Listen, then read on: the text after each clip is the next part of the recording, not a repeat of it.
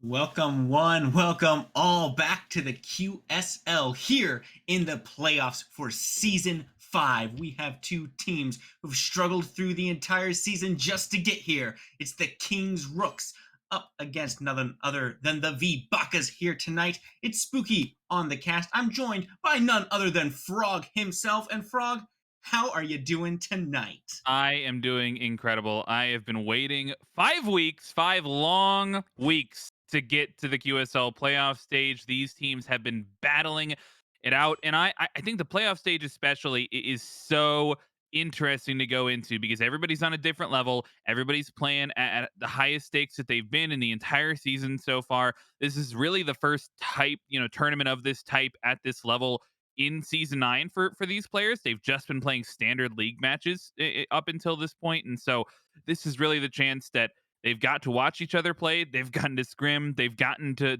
play against many of these teams that we're going to see go up against one another. And if not, they've definitely gotten to watch the VODs. There've been plenty of content out there, so this is really where the prep comes to play. And the teams the teams that are coming in prepared to these matches, I think we could definitely see some sparks. Most definitely. And the playoffs are always so good because there's always that extra level of competitiveness to them, right? Sure, the leagues are one thing. The regular season, it's always competitive. You're always wanting to win, but this is where it matters. This is where you have to win if you want to continue.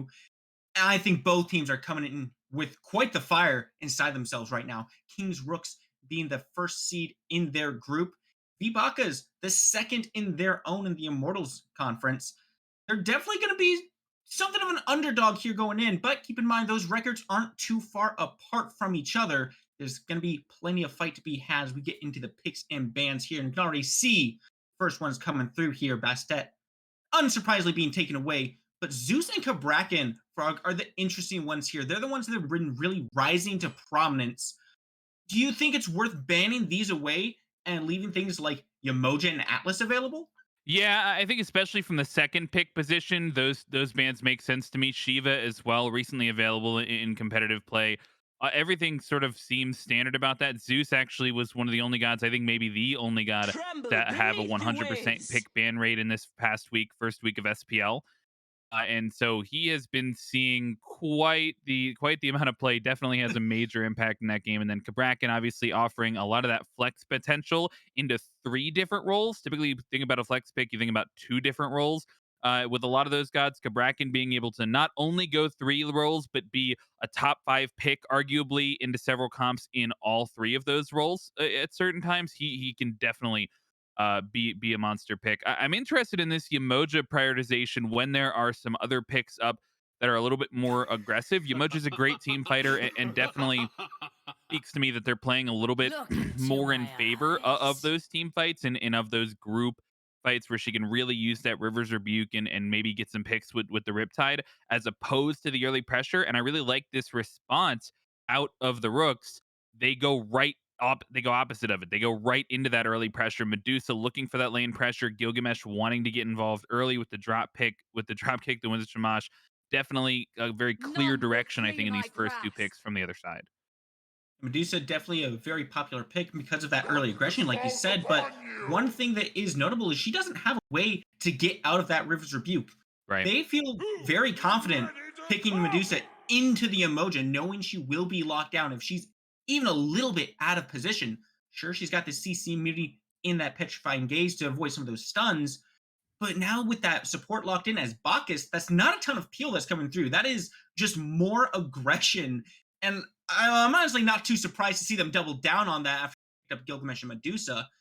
But looking over at the other side, I mean, Kamazox is a very safe god. He's very good at diving without taking a whole lot of damage back.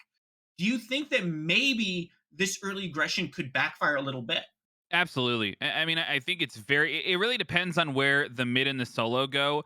On the other side, and potentially, who knows? Gilgamesh could go into that solo role, But on the side of the Rooks, it depends on how much they really feed into that. We know that Gilgamesh and Bacchus both absolutely have tools to survive and be effective in the late game, as does Medusa. She doesn't really fall off that hard.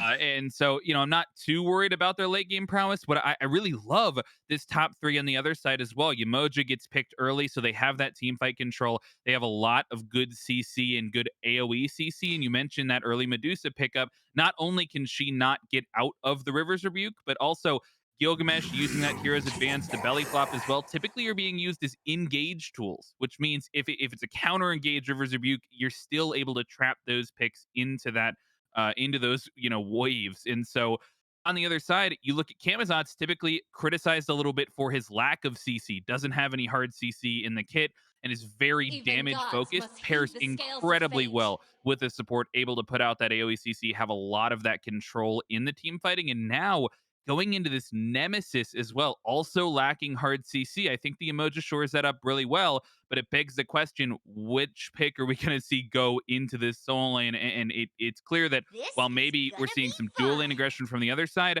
Camazotz, I think, is expected to go into that soul lane, could provide a lot of aggression there as well. Most definitely. That's kind of where I'm leaning as well. I think Kansas generally works better than Nemesis in that solo lane. He's able Your to be time a has little bit come. beefier, a little bit tankier, and his sustain that's just built in his kit works so very well. Right. But the Nemesis pickup into this Cthulhu is very big. Nemesis has long been considered one of the best things to pick up against Cthulhu, perfect for shutting down that massive HP pool he gets in his ultimate. But, it's also a little bit risky because you take a look at the CC that they do have on their side. Cthulhu in that ultimate has knockups for days. Medusa, you have to worry about the petrifying gaze and the dash. If she decides to go into you, can find that route, cancel the shield out. Gilgamesh dropkick, very good into Nemesis.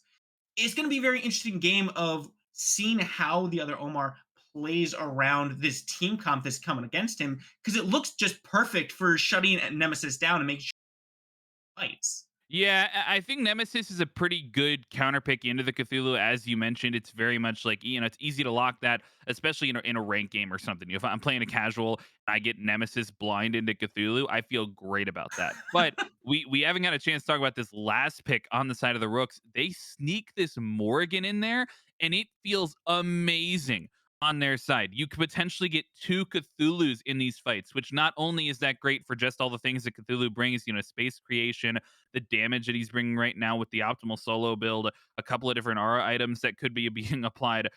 There's a lot of potential there, but also the enemy team is only going to have one Nemesis ult. They're going to have to potentially use that and choose which Cthulhu to use it on, after which the other Cthulhu can sort of take the lead and try and absorb a little of that damage past that. But not only that, great options on the other side as well. Yamoja for their own Rivers Rebuke is on the other side. Not all of the picks are able to get out of that Rivers Rebuke on the other team comp as well. Not to mention the Camazotz as a potential dive tool. Great damage from that pick, and very often is a popular Morrigan transformation. Gilgamesh has also been known to be a popular Morrigan transformation. There's a lot of variability and versatility that is going to be available to Reiku on this Morgan, and I think it really, really slots in as a fantastic last pick.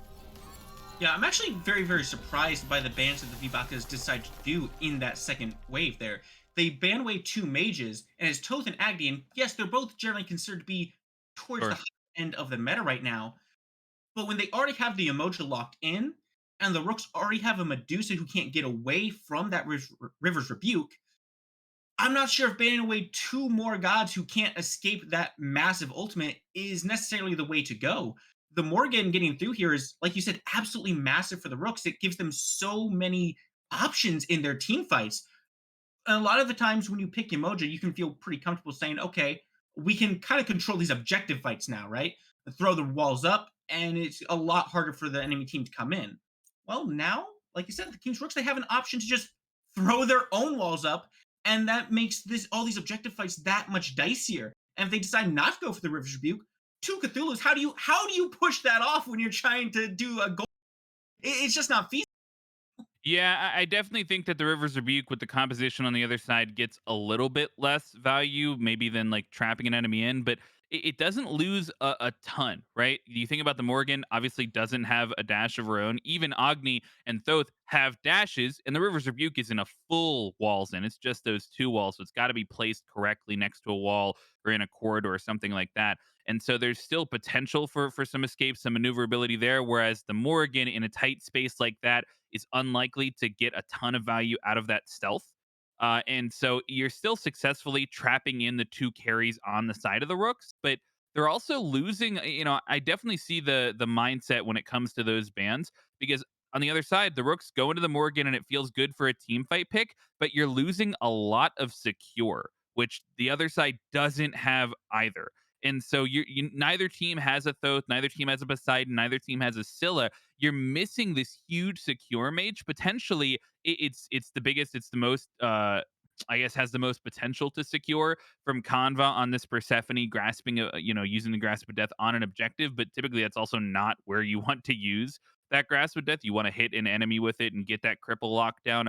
So I'm really interested in how this fight transitions, how this game transitions as we go later and later. There's a lot of aggressive tools on the side of the rooks, and I think especially towards solo lane, you're seeing some of those same aggressive tools. We'll have to see where the other Omar is focusing early on, whether or not he chooses to help out and push that Kamazats ahead, or he tries to capitalize on what will likely be a very aggressive and a very aggressive dual lane, maybe playing up from the rooks. There are a couple different options there, but I don't think either team has a comp that's very clearly like you have to win before 20 minutes. So I think both these teams are going to be pretty satisfied to wait until after 20 minutes, play around those Fire Giant dances, because they both have a lot of great team fight tools. Grasp of Death and River's Rebuke on one side, in addition to a great dive, you can operate successfully as pairs, right, together in the team fight, doing your job. Whereas on the other side, standard Morgan Cthulhu comp, you can't beat that combo in a lot of different team fight scenarios. And so I think both of these teams are looking at this draft. They're happy with their team fight tools, and it's going to be very heavy execution based once we get towards the late game. I'm not sure you think about any of these drafts individually as high execution or execution heavy individually, but the fact that both teams have those big tools, it's going to matter even more where they're used. Because if you use an early Cthulhu ult, you don't get any value from it. It immediately flips the entire engagement on its head. You lose some pressure, you lose Definitely. positioning. So there's going to be a lot of question marks here on which team is able to get a lead in the early, but then which team is able to maneuver around those team fights, especially as we go past the 30-minute mark. And I think one of those biggest question marks is going to be that dual lane right now. I mean, you take a look at it, right? And we've got Armor Wolf on Medusa, Joe on this Bacchus, and Kava's on Jingwei. Now, I don't think Right. Jingwei is necessarily bad, but she's very, very much a low pressure pick. She doesn't have a ton of wave clear on her own. She doesn't bring a lot of pressure to that lane. So you have on the other side the Rooks just bringing all this pressure into the lane, trying to push Conva and Boat back to their tower, trying to keep them away from the farm. I would expect to see a lot of action happening over there, whether it's Drew's trying to capitalize on the aggression that the Rooks have, or maybe seeing other Omar here rotating in, trying to relieve some of that pressure when the Rooks overextend. I can't see anything but a lot of action happening to mid game. Yeah, I mean, I think that's what their dueling is designed around. Medusa and Bacchus, you can call. There's a lot of things that you can call a kill lane in Smite, where you're looking for the CC and the setup, and you have some immediate follow up damage, and it really doesn't get much better than the combo that you have on the other side. I mean, previously Medusa and Athena were considered to be the combo in dual lane because you got the taunt petrify, you got the taunt with immediate damage follow up, and now you have potentially an even more aggressive pick with similar follow up in the belly flop, in addition to immediate to follow up damage. But then Bacchus also does more damage than he used to, and then a lot of other gods used to. And so they're certainly going to try to be aggressive. I think the Jingwei's a good counter pick, though, right? Great to use that gust into or after the belly flop, right? You get knocked up into the air, that benefits you. You only get to escape easier after the fact. And so Jingwei has a lot of the proper tools in this matchup needed to survive, but it is scary how quickly Medusa can remove you from the face of the map in just a couple of seconds once you get towards level 9, level 10, after the supports have rotated over, and you don't even get a chance to, Jingwei charges ult, she's there on the ground for 2 or 3 more seconds. That's Medusa's entire first ability. And so there's definitely going to have to be some maneuverability focused on here from Kanva on the Jingwei. Make sure that he's playing the god farm oriented, looking to get those back camps when he can abuse that passive and really out farm the Medusa if he plays this slow play style that I expect him to. Wouldn't be surprised to see him go a Devourer's Gauntlet, maybe a Gilded Arrow, aim for that slower play style and really let the Emoja have a little bit more freedom in the mid lane and in the solo lane to get involved, use one of those critical team fight tools, that CC that you're really lacking in the mid and the solo lane on the rest of your team, and apply that across the map while you're using the tools of the Jingwei to stay alive, get towards that late game. Absolutely. And one tool that we haven't mentioned too much is that I actually really like this bakas into the emoji as well. And it's because of that anti-heal that he has on the belch. Yep. So we already talked about how Boat's probably going to be trying to rotate around this map, bringing that emoji presence to fights. If Joe can match that and apply that anti-heal in these fights, and especially around the objective fights as well, it's going to be a lot harder for the V-Bakas to really do what they want to do because they want to sustain through the Yeah, that Persephone healing, that Camazot's healing, and keep themselves pretty much topped off. With the innate anti-heal, that becomes a lot harder to do. yeah, and with the global anti heal, of course, that's going to be on the other side of the map, and items that are more than likely going to be built in. That Yamoja being your single source of healing, and then obviously the Camazotz had some healing in that kit. Other Omar on the Nemesis going to have some as well. It's not going to be something that they can rely on as much with the comp, but I'm definitely looking forward to these team fights as we get towards later stages. Have to get to those later stages here, and we should get there not too much time here. Both teams just going buffs for now, and frankly, not too surprised to see the usual starts coming out here. You're here in the playoffs, don't really want to do too much differently, but Persephone actually going for those back camps right off the bat, taking a little bit more damage than Reiku on that Morgan. Could give Reiku a little bit more pressure in that mid lane. And it looks like he hit level 2. Reiku actually does the exact same start. He also goes for the back camps, but maybe didn't share a mini or got a little bit of extra XP, and so was able to hit 2 just before the lane. You can see him win pressure because of that pretty clearly. And it may be because of that early solo start. You actually saw Gilgamesh over there in the solo lane early on, Drew's food giving some extra pressure to Alfie, but you do see the jump in here. This is the aggression that they're going for. That's exactly the response you like to see from Jingwei. They're not looking to get involved. They're not looking to start any fights. Good poke on the back end, and so far, the people that I don't expect to have pressure are actually the ones pushing up this dual lane. Yeah, a little bit too aggressive there, almost I'd say from Joe. He looks for that bit, and that's exactly what you want to do with the comp, but he lands between both Boat and Conva, and so he's taking damage from two different ends there without a really good way out from either one. And you see much the same thing happening over here in the solo lane as Norris is taking a bunch of damage from that minion wave, but Camazotz is Camazotz. He has healing, man. And not only is that innate healing, but I'm really interested in this starter item. He chooses to go the Death's Toll on the Camazotz, and it looks like he's going into what will likely be a Soul Eater with that tier 1 gauntlet, which is incredibly lifesteal focused. It's incredibly healing focused. We talked about this innate anti-heal from Joe's Bacchus, and we also, they're more than likely going to throw on the Divine Ruin, going to grab a Pestilence, from the Cthulhu perhaps. There's going to be anti-heal options if they're playing it correctly from the King's Rooks, no doubt. And so to start this way, to go not only the Death Toll, where you're going to look to upgrade that later in the game and get even more lifesteal, and then go into the Soul Eater early on, he's very clearly wanting to get involved early, but you can see already some early aggression. I'm surprised that they kind of didn't commit on that. I feel like that may have been a dropped kill.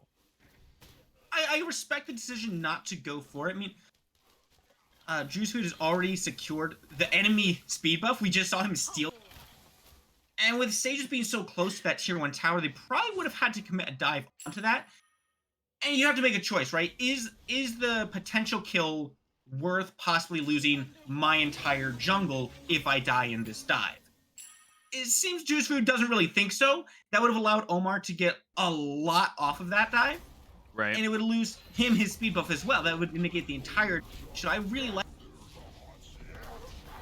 Yeah, we do see some fighting over here on the right-hand side. Cthulhu forced into that descent into madness, and Camazotz held on to the ultimate and didn't seem very bothered by the ultimate, which is, on the other side, although he does take some extra damage. That is a usage maybe that you don't feel so great about if Eh, you're Norse there, but more action in the duel lane as well. Frenzy is popped. Medusa on the retreat, but not enough. Blood, look, double kill. Tower not able to shot Bacchus. So that puts Bacchus up 1-0, despite quite a bit of action being from the Rook side. Bacchus is the one who's taking an early lead here. Yeah, they've gotten that first blood, which, definitely is something that we talked about a little bit early on with the Nemesis having some potential over in the duel lane. They were pretty far pushed up there Oh to yeah. the tier 1 tower, which is not what I expected. They've had more pressure, certainly. But, as we expected, getting involved over there early on, other Omar comes over. And hey, I think I love the Eye of the Jungle pickup as well. On both junglers, I think it's the right choice. But on Nemesis especially, the stat stick later on that item is going to be incredibly beneficial. And early on, I think it really helps you go for those sort of aggressive plays. You're not as farm focused. You're not getting that innate healing off of clearing the camps. And so you're able to be a little bit more aggressive, go for those ganks early on. And he, sure enough, ends up towards that dual lane, capitalizes, picks the right target as well. Medusa is the one that falls. Bacchus is able to get away, but that's the pick that you want, right? And it could really affect this Medusa. Look at how the builds have transferred. No Transcendence here is able to be built on that first back for Armor Wolf, whereas on the other side, you get to already start stacking up that Devourer's Gauntlet, so you get a small lead and experience as well on Conva. So especially from the perspective of a Jingwei, that's got to feel really good. Yeah, especially since the Devourer's Gauntlets, they take longer to stack up. A little bit more stacks than the Transcendence does, so being able to get it on has to feel really good, especially when you're on such a late game focused god. Jingwei, you're not usually doing too much in the early game. So the faster you get those stacks online, the faster you reach your late game build, the better for you. Already seeing a little bit more action happening as well. Wolf not able to land that route, so most of the aggression is negated there. Look at that. Omar is already back over on this side, ready to make another rotation. Steps up a little too much aggressively. Yeah, we were questioning where he would end up putting that focus, and I'm a little bit surprised that it hasn't been towards the solo side. I think I expected it to be more towards that solo side, given the ability of Camazotz to potentially rotate early, have more impact in a mid-game fight. But you already see it on the left side. He's been over here 3 times at this point. He throws out the judgment right there, and burns the ultimate. Ultimately, doesn't get anything for it, but Moja could be in a rough spot. Ultimate in. Gilgamesh wants a little bit more, and they're on to Persephone. They're not able to land that dropkick onto the wall, but the grasping death comes. Moja is the target, and he is getting very. Does manage to sneak out. Petrifying Gaze doesn't land a stun, but the slows are good. Finds one. Stages goes down, but Conva has a response on the back end. Newark on the run, and now Armor Wolf is the next to fall as the other Omars made another rotation to this left side fight. And once again, the V-Bakas come out feeling much better than the Rooks. Yeah, Kings Rooks. I mean, they picked the composition for it. They want to get involved. You pick the Gilgamesh, you pick the Bacchus, you pick the Medusa, and you want to get involved. Can't blame you for looking for those early fights, but you also can't live and die by the decision making. You have to be okay with getting to late game, and you have to be okay with playing it a little bit slower. Either that, or you have to make more organized, better decisions on those fights. Like, you just can't. It's not a place where you can step in. You're getting a little bit over aggressive, but it feels like they feel like they have to, because potentially of this composition they drafted. They're eager to get involved. They're eager to start these fights, but they're not on the same page. Morgan is in. Reiku is in far before the rest of his team is fully able to join him. There isn't not in range. Joe from New York was not in range to get any follow-up off at the beginning of that fight, so they're a little bit disjointed, trying to be aggressive, trying to get involved, but you can see it ultimately goes in the way. Good counter engage from the V-Bakas. Skirmish over this purple buff as well. Reiku goes down in the mid lane. Armor Wolf is trying to get some action over here. Winds of Shemesh are dropped down, and now Stage is in a lot of trouble. Big ultimates come through. Double kill for the jungler. and now they swing things back into their favor. Rooks take a nice winning fight over there in the mid lane, and Armor Wolf secures that purple. Yeah, I wish we had seen the start of that. Wasn't sure how Reiku got picked, but all three members there in the mid lane from the V-Bakas pushed up well past the midpoint. They're right at the tower line. An amazing individual play comes out from Drew's Food. Three-man wins a Shamash and a jump in, and you get the initial drop kick onto stages, and you stun hit two of his teammates using the singular god target. So he gets triple CC off of what is arguably a single target or meant to be a singular duo target CC. He gets incredible value out of that ability and just puts down the damage, gets a double kill. I would call that almost a single-handed play answering back for his mid laner, and I think they even it up really nicely. The gold lead still very short. Neither team really getting out to a huge lead here. And so it's definitely edging towards what we're going to see. Oh, That late game is going to be more and more important, especially 10 minutes in. No waves really on either side. and we see the V-Bakas trying to answer back, but Alfie is the one who goes down. Drewsfood not able to get into that fight. He was forced out a little bit earlier. But over on this duo side, they have an opportunity, right? Boat used that ultimate. It's down now, but now the invade comes out on the purple. Has a big double stun. The winds of Shemesh come through. Nemesis on the run, but there's the transformation. Reiku picks that one up.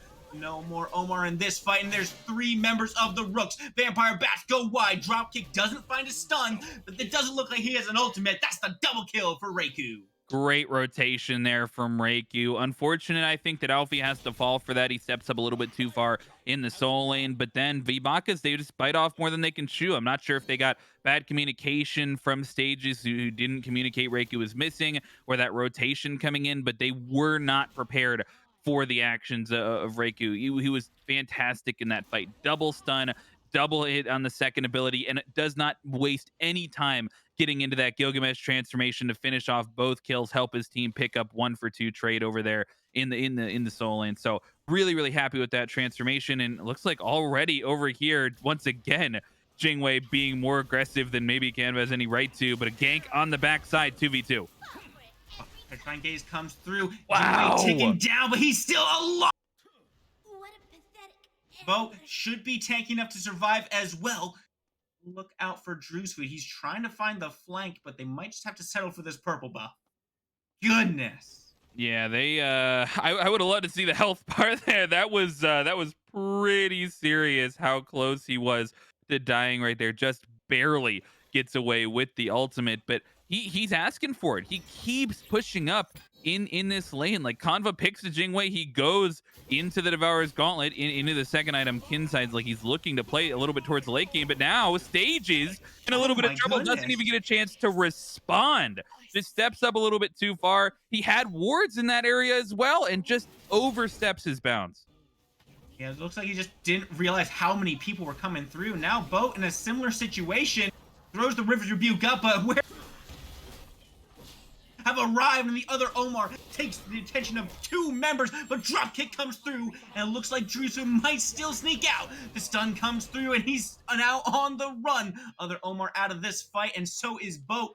Kanva's made the rotation over, pulling an Aegis out from Reiku, and Reiku has nowhere to go. He's trying to weave, but it's not enough. Kanva finds the last shot through the stealth, and that is finally another win for the Bakas. Bakas, I love that rotation. You can see it from both sides. They're already ready to get into this team fight stage of the game. Kanva comes in from one side. Both soul laners end up rotating over, but in early rotation, you can see clearly Norse getting there a little bit earlier actually forces Reiku to take that jungle pathing and not able to get out, just barely at the max range, I think, of that last auto attack. So Kanva comes over, gets one of those kills, and is now 3-0-1, doing solid on this Jingwei, I think, to start the game. But I am very interested at seemingly this. It feels like Kings Rooks are consistently the ones starting these fights. Outside of maybe Kanva, who has been a little bit aggressive over in the dual lane, he's stepped up, definitely putting the stones to this Medusa. But outside of that, it's very aggressive action from Kings Rooks. It's a Morrigan transformation. It's a jump in from Gilgamesh that's starting these fights. They're not hesitating to drop the ultimates, but they're just not there with the execution consistently. If they're the one on the front foot, they have to be picking better engagements or executing the engagements a little bit better because they keep losing out, either losing out or trading a couple members. They haven't been able to turn any of these aggressive engagements into tangible leads. There's the next attempts. The Windsor Mesher dropped around the Gold Fury, just pushing the bakas away. Alfie is not going to be in this fight. They can't even try to start this Fury up.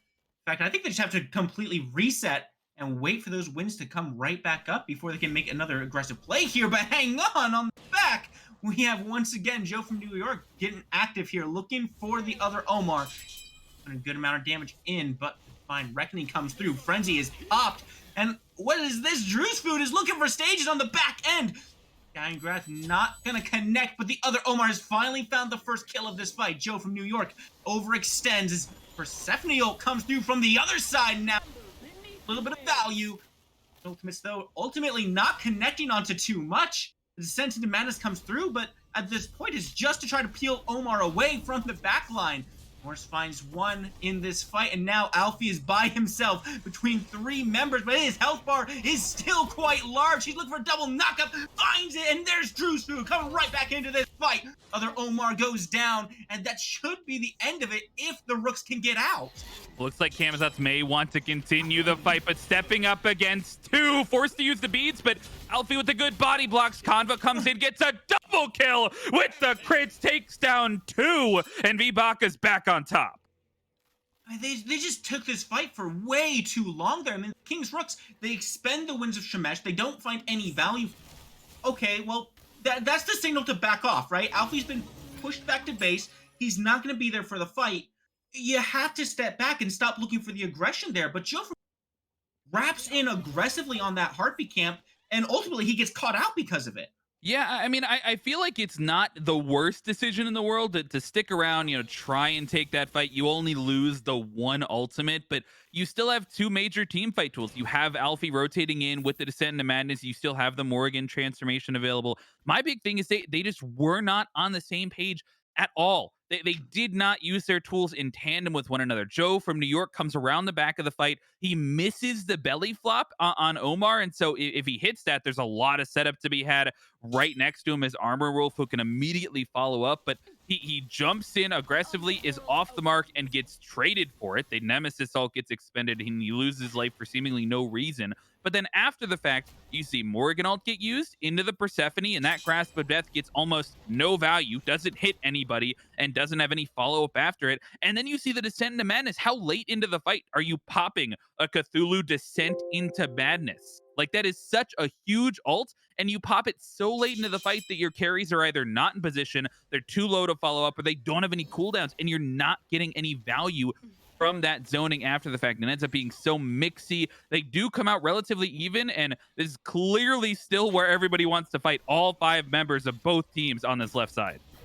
Now there's the engagement. Alfie popping that ult early. We're right into the stages. CC Media comes through, and right now, Juicer is getting shredded back by the other Omar. The jungler's already out of the fight. Norse finishes that one off, and now this fight's a complete rout for the Rooks. Kanva finds another, and the Omar now finds two for himself. And then V-Bakas have completely routed the Rooks. Check, my friend, you are out of this Fury, and that one goes to the Bakas. DSI. And they don't even need to look for the Gold Fury. They are looking for the Fire Giant. 4 members survived from the Bakas, deicide completely on the other side, and so much work put in from the other Omar in that fight. Not only, I mean, how many times on these picks, on these successful engages from the Kings Rooks, have we seen Drew's Food be critical in those? He's been in early. He's been getting great value out of the drop kicks. He drops to Winds of Shamash on a couple of different members in a number of fights. He's been seriously impactful, and he gets taken out first, immediately. The other Omar identifies the target, identifies the right member he wants to take out of the fight early, and not only, like, even if he had just 1v1'd him for a good period of time, let his team do the rest of the work, that would have been huge value. But he's able to win the 1v1, let his teammates kill him on the back end. He stays alive for long enough to get a bunch of follow-up damage from the other side. Kanva comes out of that, pumping out the Jingwei damage. Doesn't even have crit in the kit, doesn't need it at this point. That early kin size is doing a ton of shred at this point into the game and is a great pickup, especially into this Cthulhu, who didn't even get a chance to ult in that fight. That's how fast it went down. He gets a double kill in that fight. They come together incredibly well. The target selection is great. The team play is great from the V-Bakas, and you can see how fast this gold lead has just exploded in favor of them. Yeah, I mean, Vakas, they executed the fight exactly as they needed to. And the biggest part is they capitalized afterwards, right? Sure, the fight might happen around that goal fear, but you take a look at those death timers.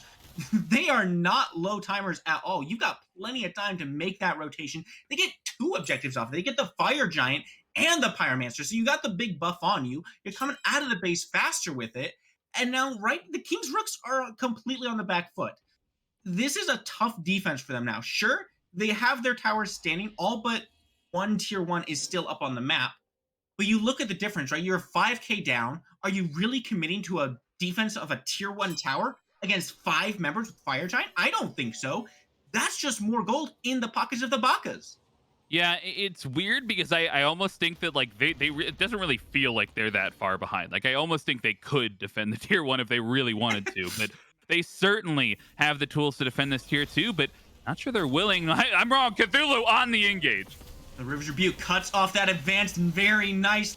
Alfie has nowhere to go, and now Bakas are trying to collapse in on them, but they're actually being pushed off this tier 2 tower. Great fight. Rebuke was able to stop that aggression, but the King's Rooks stopped the siege for the time being. Amazing fight from the Bakas. They lose almost no health. They lose some ultimates. They hold on to the Kamazot's ultimate, though, which is critical for this next dive. They're going to need to look to Norse to start this fight, get in early, and take this Phoenix defense.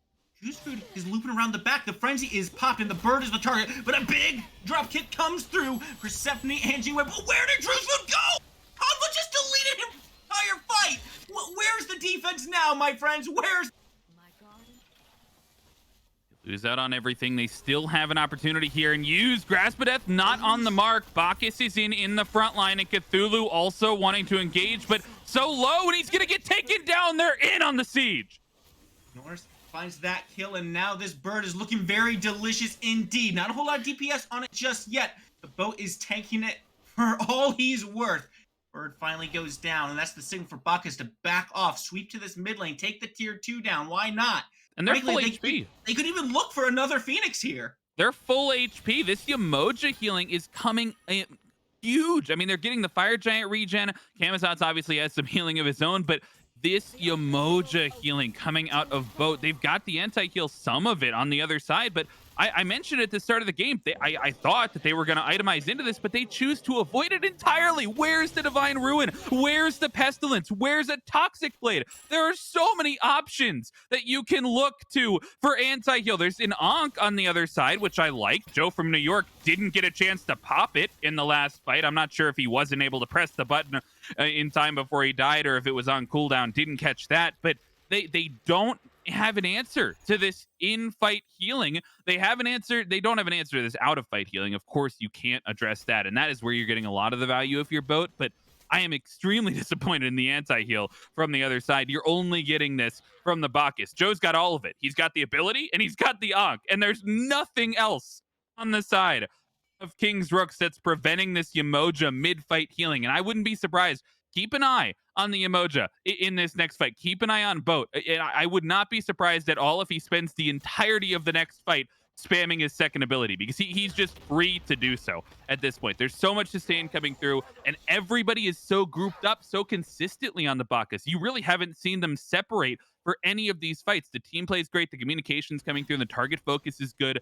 The decision making is great as well. They're firing on all cylinders right now, and they don't even have the Fire Giant, but they took down the tier 2. They're going to grab this one. They grabbed the Phoenix. They're really set up well for this next Fire Giant.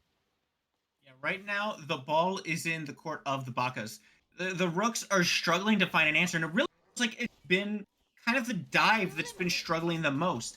Every time we've seen the Rooks go in for one of those fights, Alfie and Drewsfood just don't seem to be on the same page with each other. We saw Drewsfood on that Phoenix defense wrap all the way around, look for a target, but by the time Alfie got up into the fight, Drewsfood had been deleted.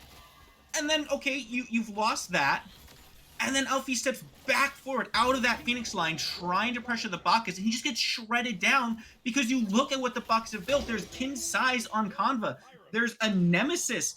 There's so much HP shred, he can't be the tank that he wants to be right now. Yeah, I mean, you pick the Nemesis into this, you get the Jingwei on the other side, who not only, I mean, we talked about you're not getting the anti-heal. Well, Jingwei was very much expected to get the HP shred, and you did. You like Conva builds Kin size second. My man is completely committed to this, and then he goes into percent penetration and then percent shred. Like, you don't get to be a tank against that Jingwei. You're just not allowed to tank too much damage, and they have the Fire Giant again. They're looking for this siege. Horse already up in the backline. Bat out of hell used to try to commit a little bit more pressure. River's Rebuke comes through as Juice Food is trying to get aggressive, but they're just not able to find anything. V-Bach is still in a great position. Stage is getting pressured by Joe right now. Look at the healing. It's just not enough. Look at them. They're still full health right now. This bird doesn't stand a chance. And Norse is right back there onto Reiku, pushing him out of that fight, not letting him up. Yeah, these members are still full HP. This is unacceptable. The Kings Rooks cannot fight this way. That's the second or third time that they go in, they try to commit to something, and they use the ultimates. They use Winds of Shamash. They use Descent into Madness, and they get no value. They don't even burn all of the ultimates on the other side. Conva is able to hold on to his escape for that entire fight. They need to pick one target. They need to put the pressure on one target. I don't even care who it is at this point. I think it probably needs to be Conva, but they're not on the same page. They're not using everything in tandem. The tools need to be used better, and they need to build this anti-heal. They cannot fight against his consistent healing. These guys can stand outside of the space for ages. They need the anti-heal, but they might not have a chance to get it. Bakas are still aggressively positioned, and they've got the fire minions coming down that mid lane. Moving over to this right Phoenix now. Looks like their next target is just to get rid of all these birds. They've already got 2 down, and the minion wave is here. Norse on the back end is just pushing the Rooks away from the fight. Out of hell and Grasp with the Dying have been used here. Now, looks like Bakas are satisfied with just the birds for now. I'm going to go ahead and reset and spend some of that gold they just accumulated. That's a big windfall right there for them. Yeah, they get all 3 Phoenixes down. Feels great. You've got all these fire minions pushing in. You're still going to have this Fire Giant as well on your belts for about the next, minute and a half or so. As much as the Kings Rooks could be playing a little bit better into this, you have to give so much credit to how the V-Bakas are playing this team fight, because you just saw 3 Phoenix Sieges, and you saw each of those 3 Phoenix Sieges play out exactly the same way, especially the middle Phoenix and the right Phoenix. Exactly the same Phoenix Siege. V-Bakas they're performing an act. They've all practiced this. They all know the lines. They're all following their roles to a T. Norse finds his way into the backline. He holds on to that batter to hell until he gets under some pressure. He absorbs some cooldowns. He stays alive. He forces members off of the Phoenix, and he gives his team space. And if his team uses the space and they're not aggressed on, they get to take the Phoenix. That's what happened in the right lane. In the mid lane, he pushes the carries off. Norse pretty much single-handedly pushes the carries off, so they're not able to follow up. And then you do get the counter dive. Alfie comes out and Drew's Food comes out, but it's an amazing response from Boat on this Yamoja. Stages and Conva using their relics well to stay alive. They stay together. They're peeling for each other. These Rivers Rebukes are being used defensively when they need to. You saw exactly what I talked about all the way back on the desk, Spooky. This Hero's Advance comes in aggressively from Drew's Food, and immediately, Rivers Rebuke, he gets caught, and he gets shredded. That's exactly what happens, and he has to immediately leave the fight. He's not allowed to stick around in that sort of environment because he doesn't get any help from his teammates at that point in the stage. But they're just playing so well. They're following the script to a T. They know how they want to fight. They're prioritizing the right targets. I can't say it enough, and they are in a huge lead at this point. 20,000 gold before 30 minutes into the game. They're ready for the next Fire Giant, but I'm not sure they need it. And Norris gonna go ahead and run some interference. He's drawing the attention of... Does lose his beads there, so that is an opportunity for the Rooks to maybe try some kind of pressure here.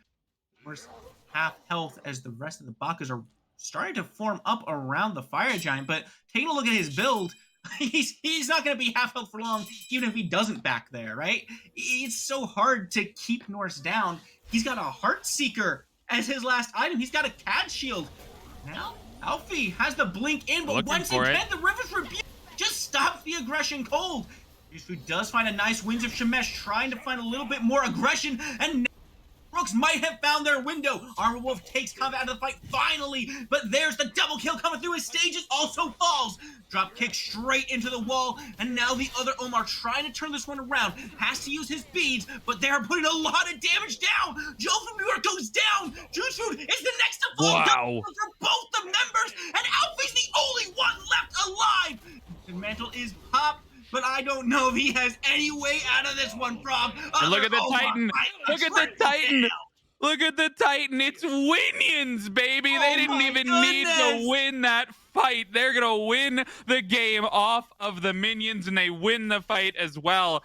What a fantastic game. V-Bakas go up 1-0 in the series. But, I mean, let me talk about that fight, baby, because holy, the Kings Rooks, I can say something like they look great. That is how you need to be fighting in game number 2. That's something great to take into the rest of this set because I think that they respond perfectly. You finally now you're on the front foot. You were on the front foot in a couple of other fights, but now everybody's together. The key for me, Spooky, is these two things that happen in tandem, right? Not only do you get the engage that happens properly, you get the Cthulhu that goes in, pops the Descent into Madness, immediately followed by that Ankh, the one form of anti-heal on the other side, besides this Brawlers that does finally get built by Drew's Food, by the way. But you get the anti-heal out, you get the Descent into Madness, you get all this space creation, and finally, you're able to get some of the carry damage on your side applied to these backliners. Previously, they've been zoned, they've been kept out of the fight by Omar and Norse, who did a fantastic job in that game. But finally, Armor Wolf is able to step up. He gets a double kill in that fight. 67% of his kills that game are in that last fight because he's finally able to get in on that. And so that's great to take into game number 2. But Norse, the other Omar, both all MVPs for this side. I mean, they essentially lose both their carries early on in the fight, and then they 3v5 and they just beat everybody else. They literally, and that's what a 20,000 gold lead will do for you at that stage of the game. Like, that's understandable that that can happen and you can win a fight in that sense. But I think really, really great things to take away from both sides here. Ultimately, going up 1-0, you feel good if you're the V-Bakas, but the composition, the fighting styles, there's a lot to take and you go back to the drawing board here for game number 2. That healing was again one of those big factors in that Yep. last fight. I mean, other Omar, he was so low, Norse was getting low, but the healing just I mean, look at Boat's healing. Look at Boat's player healing, right? Joe from New York did not deal damage this game. Boat out healed all of Joe's damage, almost out healed Reiku's damage. Yeah. That's how impactful it was throughout the entire game. And there was just never an answer. But like you said, there's always game number 2. And this is a good ending fight to take into that. If they can find that momentum and keep it going, they still have a chance to win this set. So don't go anywhere, anyone, because we'll be right back with game number 2.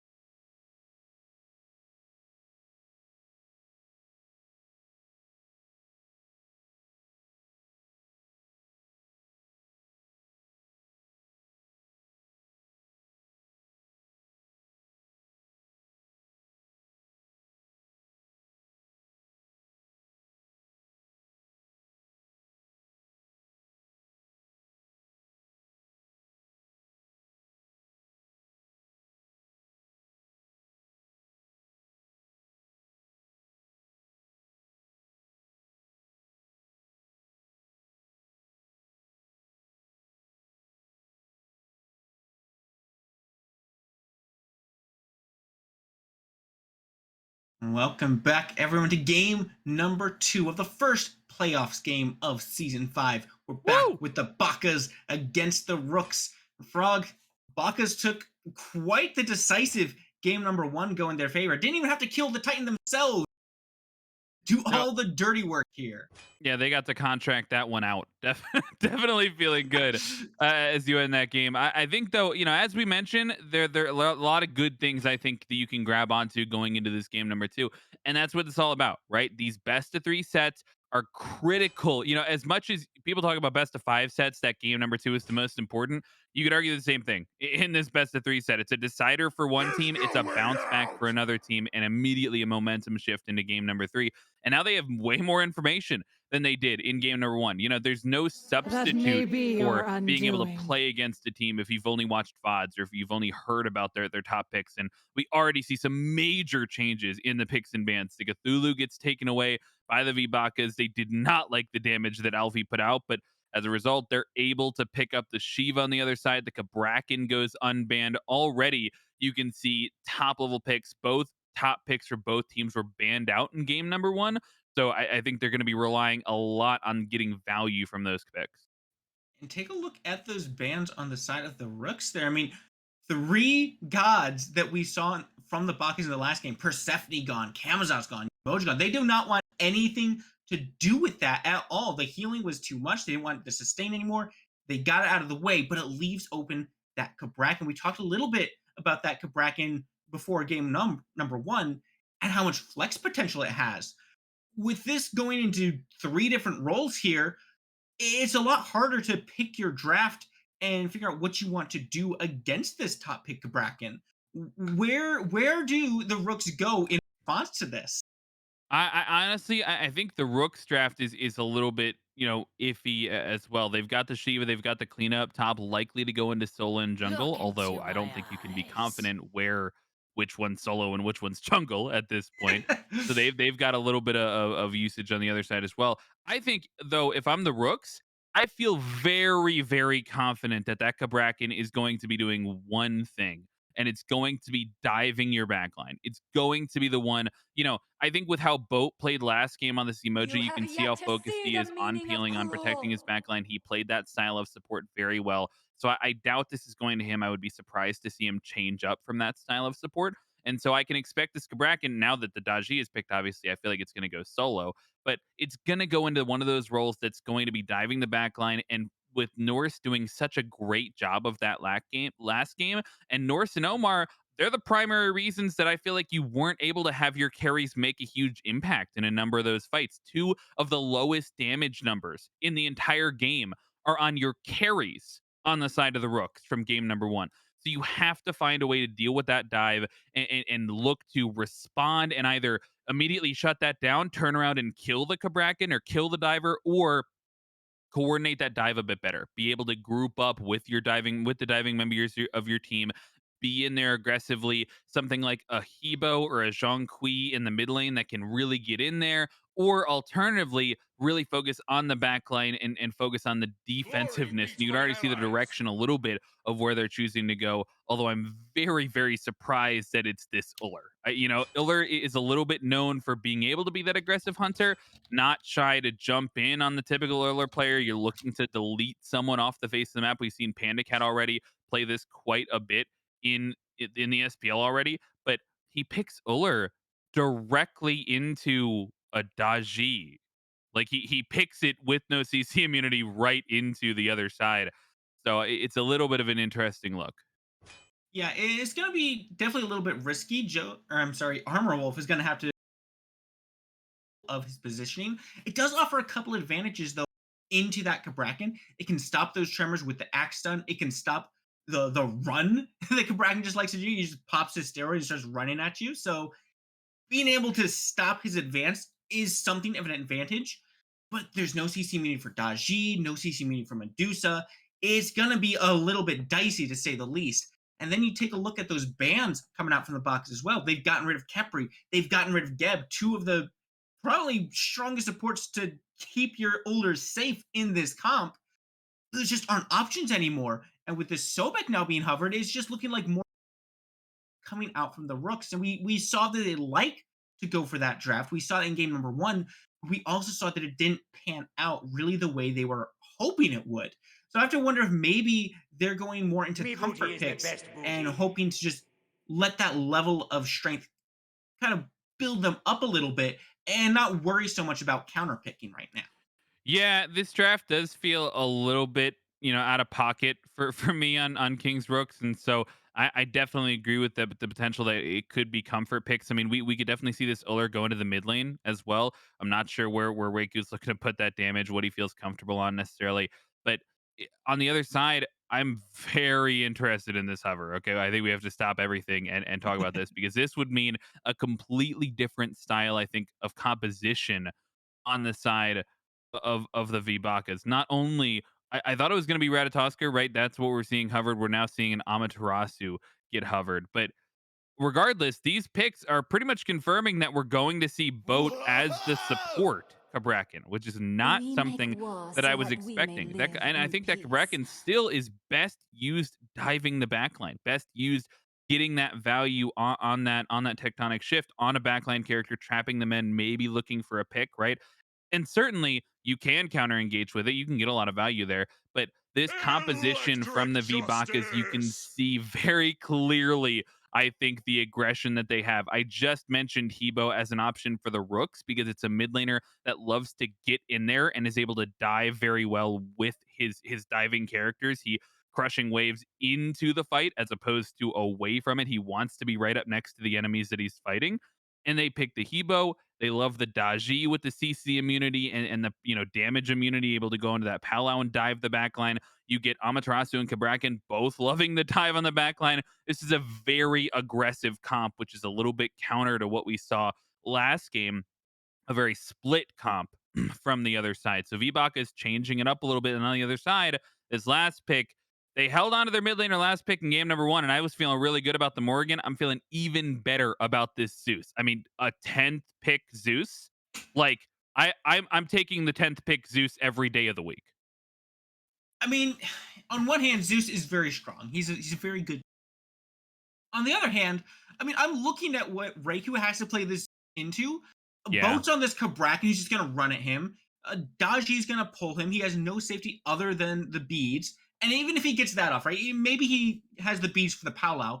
What does he have for Norse on this Amaterasu? I mean, all of what the Bakas want to do is run at you. And one of the things that Zeus likes least in the world, nay, the universe, is being run at. Contrary to popular belief, Zeus is actually not fast as lightning, right? He doesn't have that to get that's away from being Mercury. run at.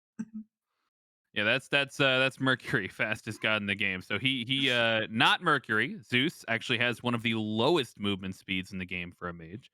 But I think it's beneficial. I really do think that it feels counterintuitive to what the enemy team wants to do. Like you're gonna get pulled in by Jaji. There's a couple that you can't escape the Kabrakan tectonic shift. Like you're struggling in some of those things. But one thing that Zeus absolutely does want to do is fight inside the ultimate. He wants to be able to Mhm. drop that circle around him and have him and his entire team stand there and take the fight. Right, one thing that I'm worried about with that style of strategy, because that's clearly something that they are going to have to rely on in some of these all-in fights. Yeah.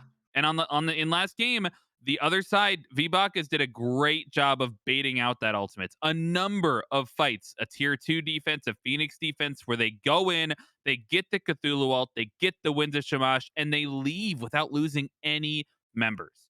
And this Zeus ultimate is so critical to how they want to play the game. They've locked themselves in where they have to get value out of that team fight tool or risk completely losing the next fight or not being able to fight until that's back up again.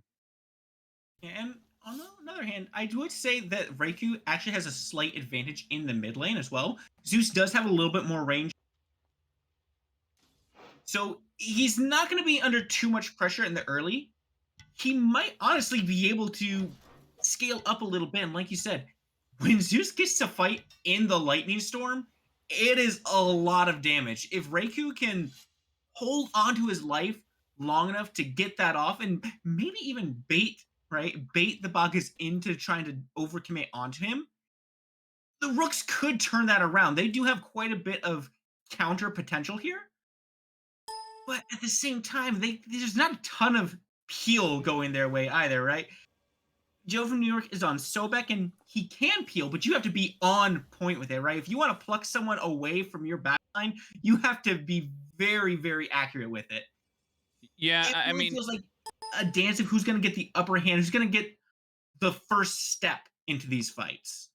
yeah, and we saw a couple of missteps in game number one as well, where it felt like Kings Rooks wanted to engage, they wanted to be aggressive, they even had the opportunity to be aggressive. They were the ones starting the fights, but they weren't all on the same page, either in a positioning sense, they weren't with each other, but they weren't using their tools in tandem with each other. They weren't together as much as they needed to be.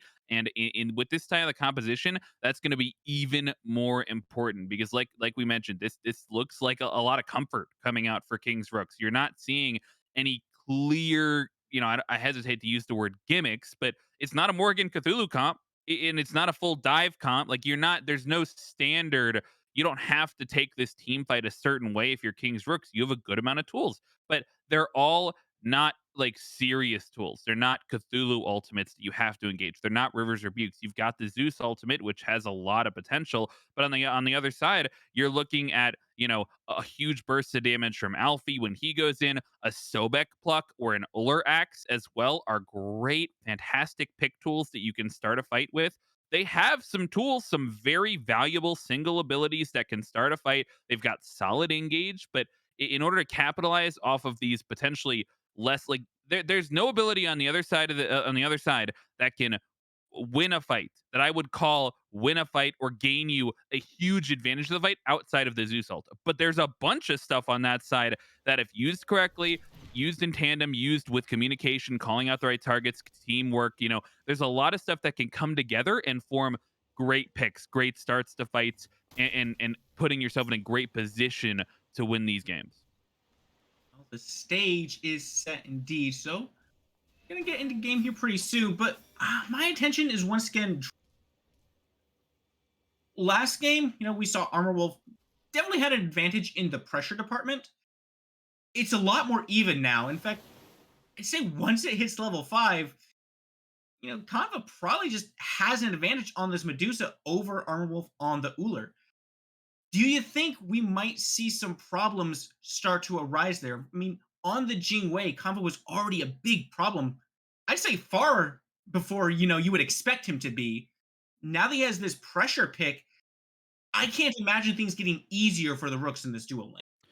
Yeah, it's definitely, and as we go right into game here, you can see. I think he wants to be aggressive, and I we can. It's very important, I think, to look at the different builds here starting off the game for these ADCs. You get the Bluestone and you get the Tier 1 Transcendence out of the Uller, out of Armor Wolf. He wants to play it a little bit slower, which is how Panicat's been playing it, and how I think Uller should be being played right now. You're going for a little bit more ability damage. You really want to get involved a little bit maybe later on, and your involvement should be deleting players off of the map instead of potentially like being the standard ADC standard auto attack damage. But on the other side, very contrary to, or a little bit contrary to what we saw last game, Armor Wolf was on this Medusa and he chose to go into the Death Toll and into the Transcendence because potentially he knew the other player would be sacking. He wanted to play it a little bit slower, and already we see him getting aggressive. Sobek's going the wrong way.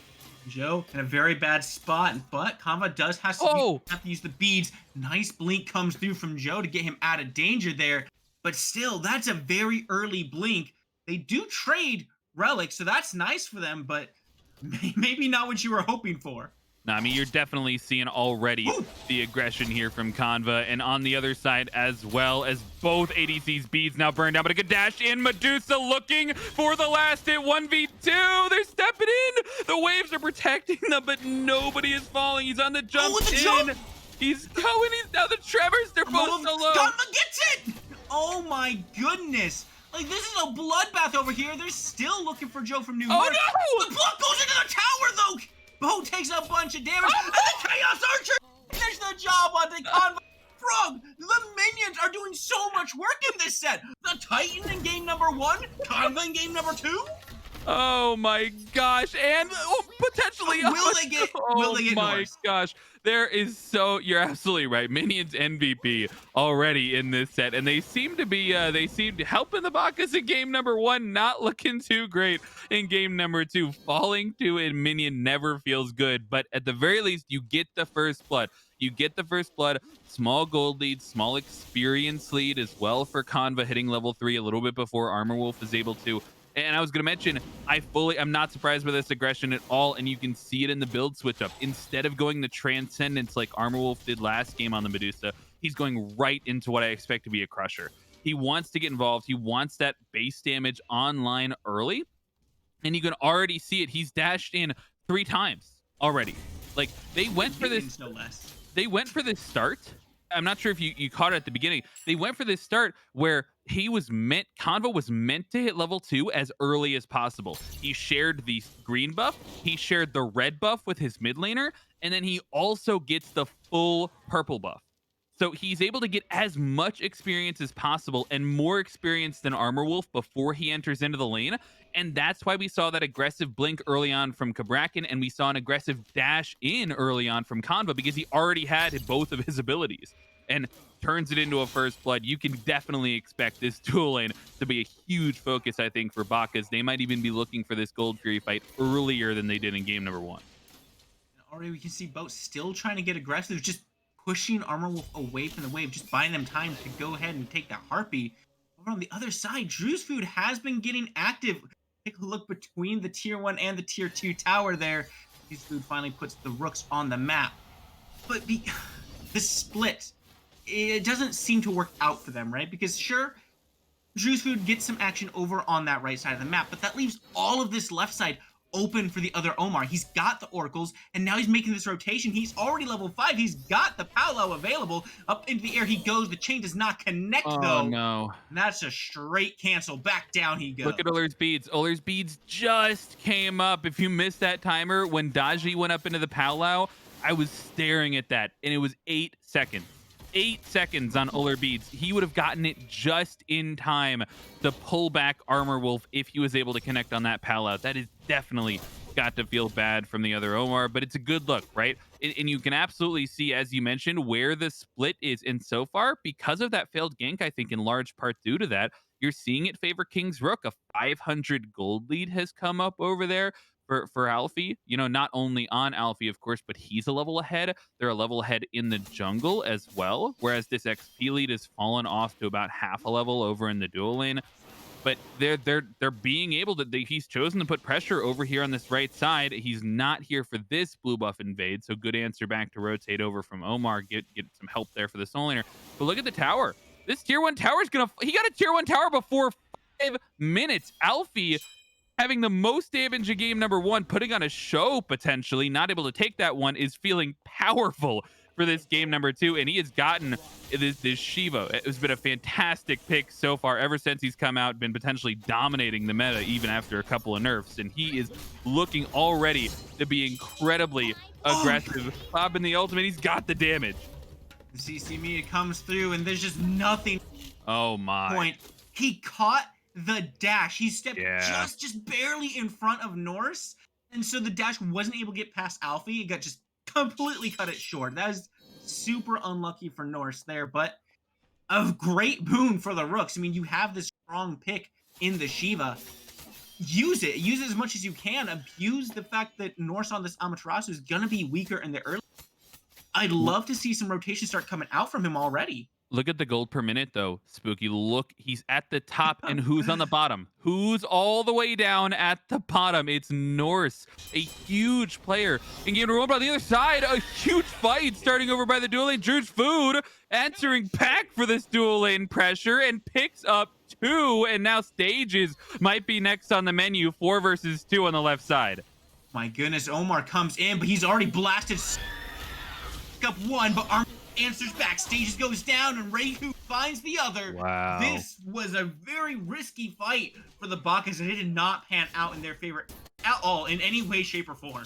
I mean, talk about comfort, man. We were both a little bit hesitant to talk positive things about this draft, but we saw both teams in game number one hesitant to make those sort of plays. They weren't able to get engagements on the same page. They weren't able to be on the front foot as much as they wanted to. And as a result, we didn't see this gold lead really explode until the first Gold Fury fight. But it's already at that stage. We're 6 minutes in. That's a 3,000 gold lead already for Kings Rooks. And I think it's in large part due to Alfie. He obviously wasn't in that fight over there, but he has completely opened up and shut down this other side of the map and is able to steal the buff away through the Amaterasu ult and trying to survive. I'm not sure if he will, but actually look at the rotation. Drew's food, the healing, they're gonna re-engage.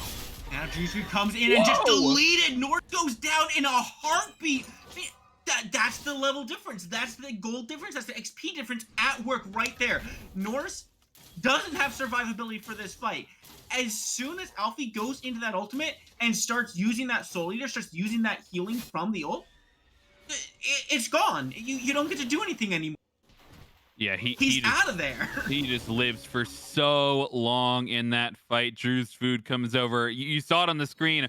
Bakas are mentally not feeling great about this game. The surrender vote comes up immediately after Norse falls, and after being such a huge proponent, a huge difference maker in game number one, for Norse to have this poor of a start on Amaterasu, definitely a late game god, right? Has that impact towards the team fight stage of the game, but from this far behind, 3 levels 0 and 3 at this stage of the game, not even into the full, only tier 1 of the second item, whereas on the other side you have a full second item after an aggressive option for Alfie, who's looking to continue to pump out the damage, and they're already on the Gold Fury, and Alfie has rotated over.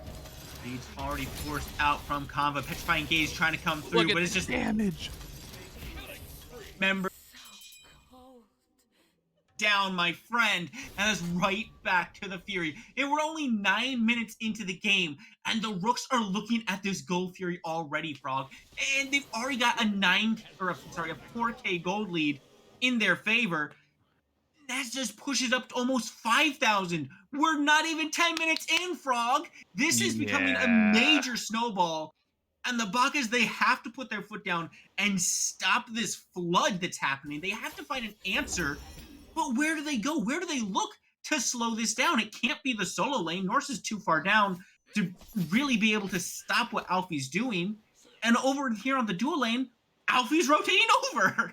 Yeah, I think, honestly, you have to look at your XP leads and who can still really bring you the damage in this fight. And to me, I'm looking at Omar and I'm looking at stages, right? Not only are they're both on picks that really facilitate this aggressive style of play, they really facilitate this style of playmaking and being able to stay safe while you're doing it, right? Into that Palau, Omar can dive very heavily. He has a lot of leeway, very similar to the Kamazots in that sense, where you can dive and you have a lot of tools to stay alive for long enough for your team to get the damage out, and you get to absorb a lot of cooldowns in the process. So you can definitely still put out the damage even from 2 levels behind. He's already into that second tier of the Hydra's Lament, going to finish that up. He has no shortage of damage at this side. And at this point, on the other side, Hebo has a ton of early game prowess, lots of good base damage on the Hebo as well, and he's got that combo. He's not referred to as having 3 ultimates in his kit for no reason. Like, he has the damage to put out,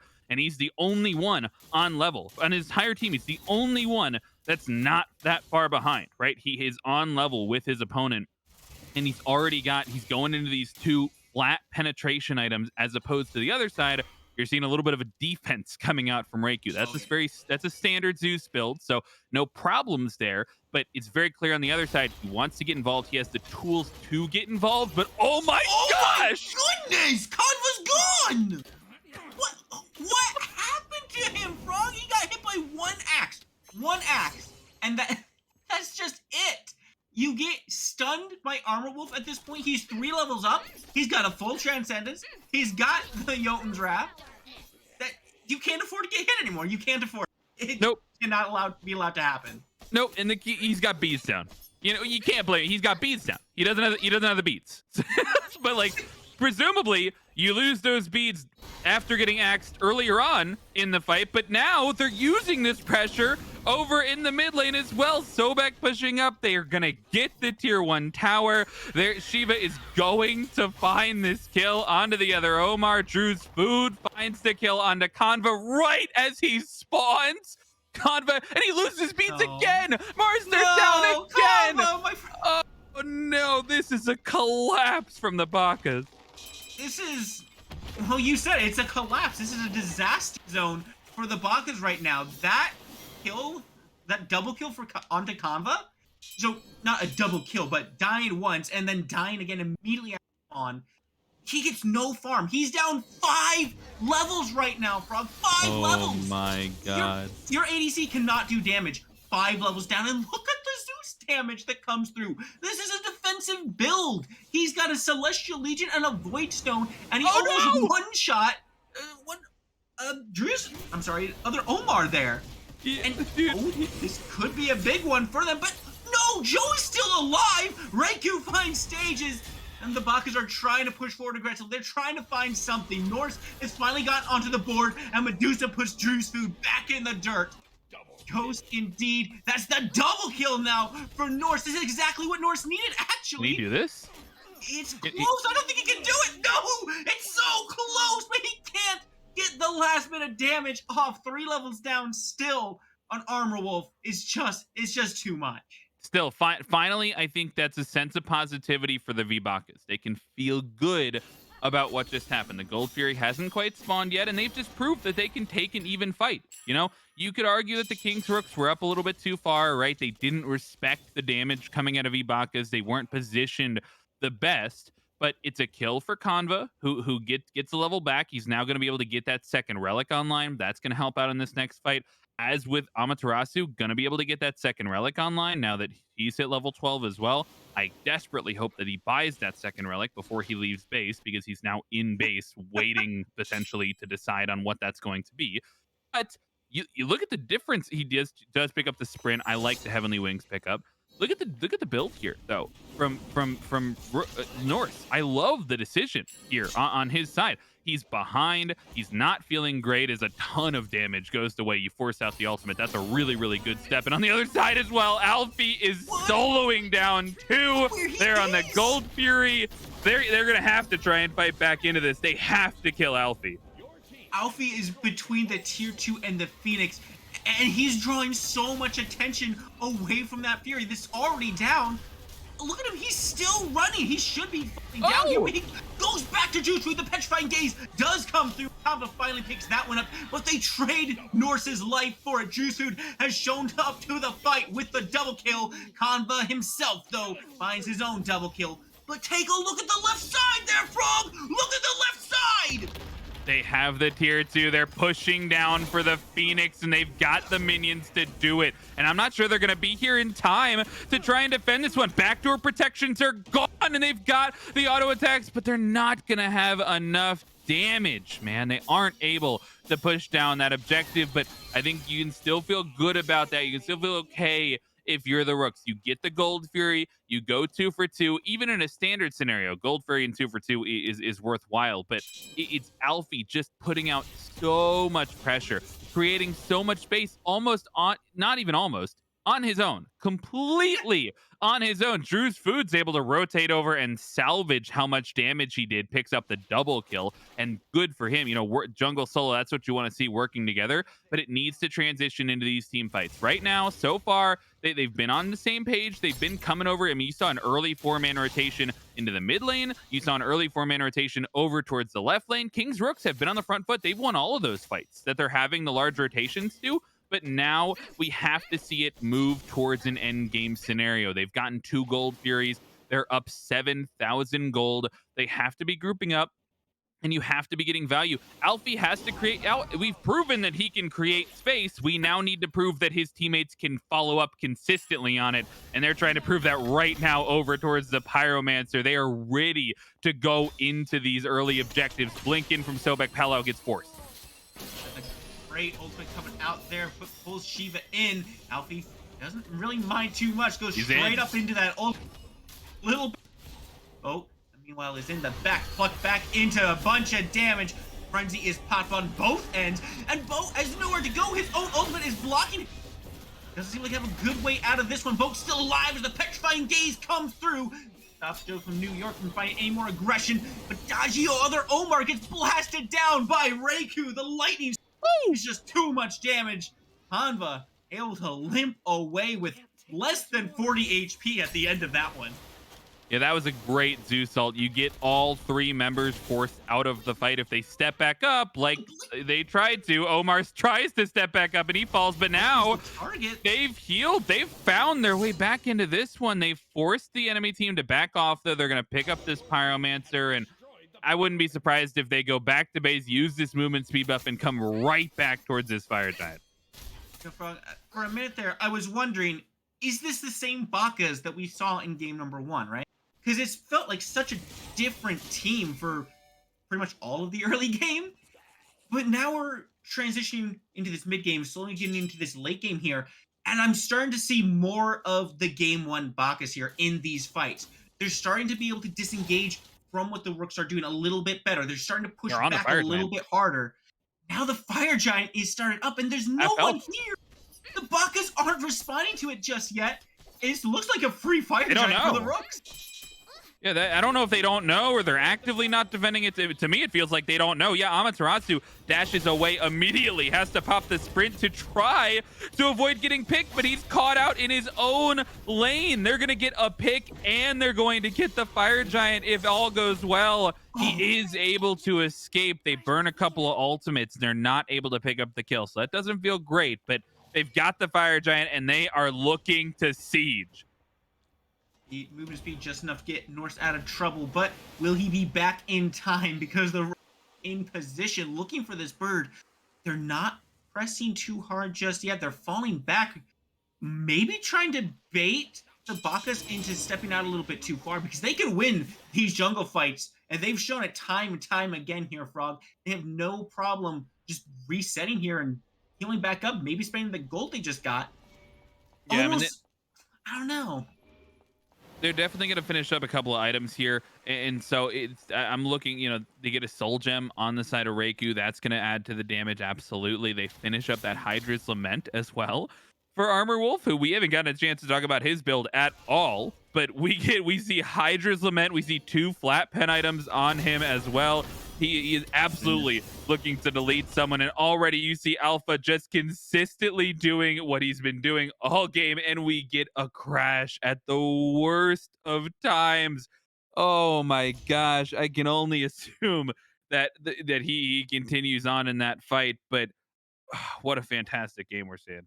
Yeah, I think if nothing else, we can assume that Shiva just hit stages with so much damage, his game was not able to process it and closed out just to spare us from having to watch the spectacle of Alfie dismantling his health bar.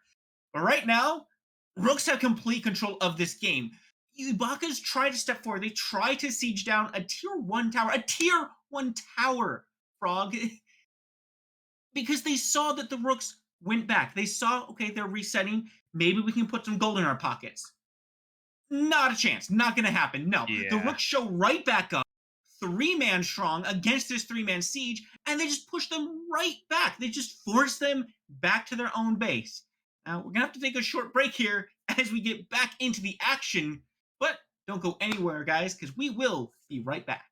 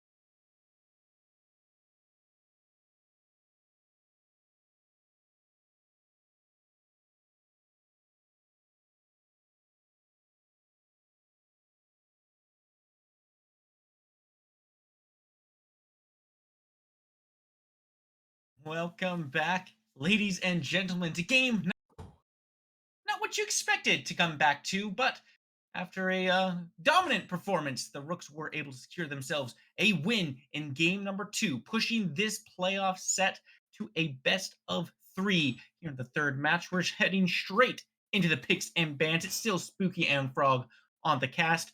Frog, how are you feeling right now after what we witnessed of game number two? Oh man, I am. I've been taken on a roller coaster ride, Spooky.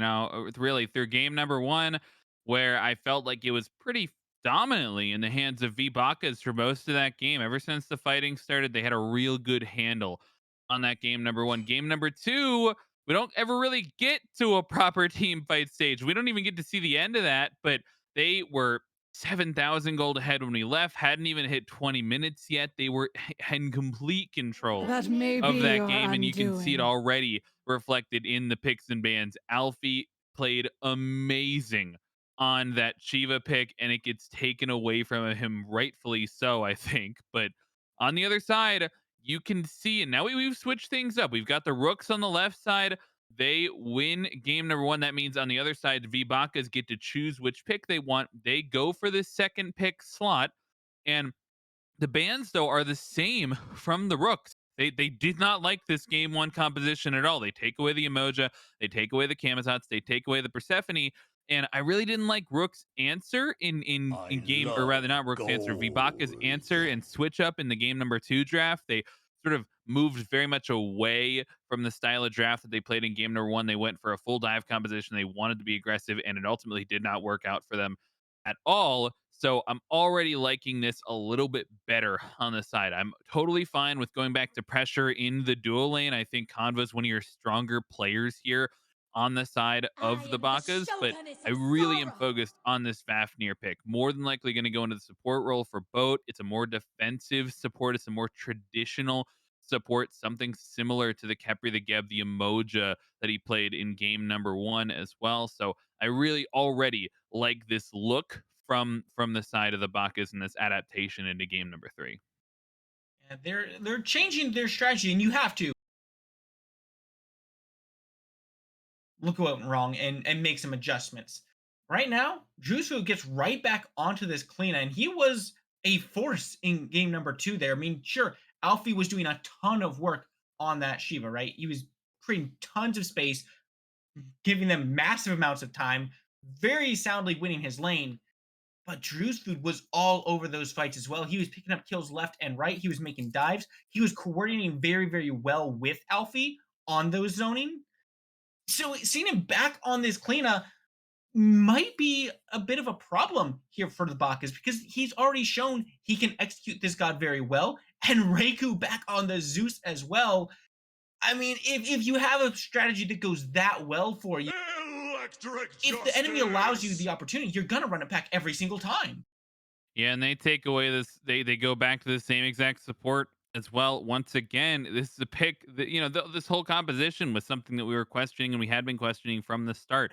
As it was being picked, we were looking at it as Zeus is really the only one with this Me booty huge is the team best fight tool that you're booty. looking for in fights. And I'm not even sure Reiku on the Zeus was like the primary component or a primary component of their game to win because there was so much damage coming out of both the carries. There was so much damage coming out of Drew's food on this cleanup, so much damage coming out of Alfie on the Shiva, of course. So he does go back to the Zeus. I liked his performance on the Zeus. I really like the plucks as well that were coming out from Joe from New York on this Sobek. I feel like he was doing a great job setting up his team nicely, and they flowed really, really well into some of the other CC setup on the side of the of the Rooks right there. But you can already see the answer back. And once again, absolutely, you can You'll salty run never back it if defeat you want. You me. had a great game number two. I got no complaints, but it's really about the adaptation. They were sent back to the drawing board. Bakas, they after game number one, 3 out of their 5 picks get banned out. So they have to go a different direction. They try a different direction in game number two. It goes just horribly wrong. They learn a lot and they have to. Deciding game number three, And I think Omar is a player to focus on. He did amazing in game number one, had a great impact on that Nemesis. I think he was able to make some solid plays as well, despite falling behind on the Daji. And they put Erlong Shen in his hands. It as a playmaking jungler, an early game jungler, if I've ever seen one. And I think when you pair that up with the pressure that you're seeing over in the dual lane, we've seen Omar likes to be dual lane focused. He wants to be over there. You can absolutely put on a game plan, try and play through that side of the map. Look for the purple buff invades, look for the red buff invades, try and transition those into some favorable fights. I love this early combination in the top three for the Rooks, or for the Bakas, excuse me. Bakas are definitely looking very strong, especially with this buff of both these base attack focused guys they have right now. But take a look at Yeah. those bans real quick. Three bans are put towards Alfie, Shiva, Cthulhu, and Achilles, all taken off the board. And it's no wonder Alfie, like you said in game number one, was topping the charts on the damage. Game number two, Oh, utterly controlled that entire lane. And now they're putting Norse on this chalk. Very safe god, doesn't lose lane very easily. But but that's just another precaution that they're taking against Alfie because he's been so dominant in this game so far. I like the chalk pickup. I absolutely do. I think North really struggled on that late game pick from the Amaterasu. Whereas in game number one, he had pressure, right? I think Alfie did a great job of fighting back into the Kamazats, but the Kamazats is generally going to have lane pressure, really solid poke, really solid avoidance of the damage from the Cthulhu. So he had a positive lane matchup or a neutral lane matchup. Like he felt pretty good. He got to the fights, had a great impact. On this chalk, like you mentioned, very difficult to lose lane, good pressure over there in the solo lane and able to get into the back line and impact the fights exactly the way Norse was doing in game number one. As you get damage immunity in Kamazot's ultimate, you get practically damage immunity. So much mitigation in Chalk ultimate. So on the other side, though, Elfie has been a star for this squad, and I love this Guan Yu pickup. We mentioned in game number two Glory be how to my they won, they allies. look fantastic, but it was a little bit iffy Our on team these shall very be written impactful in ultimates that legend. you could have. You were missing it from your ADC.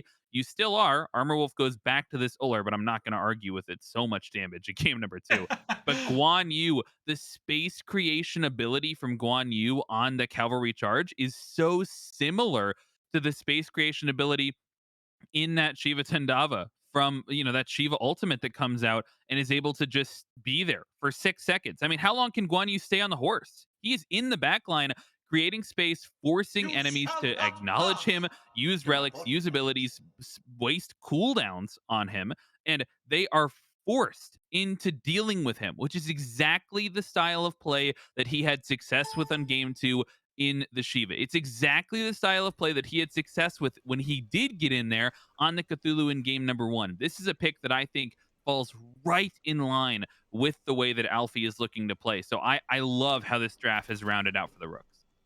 Yeah, this early game I'd say is going to be very, very critical for both sides.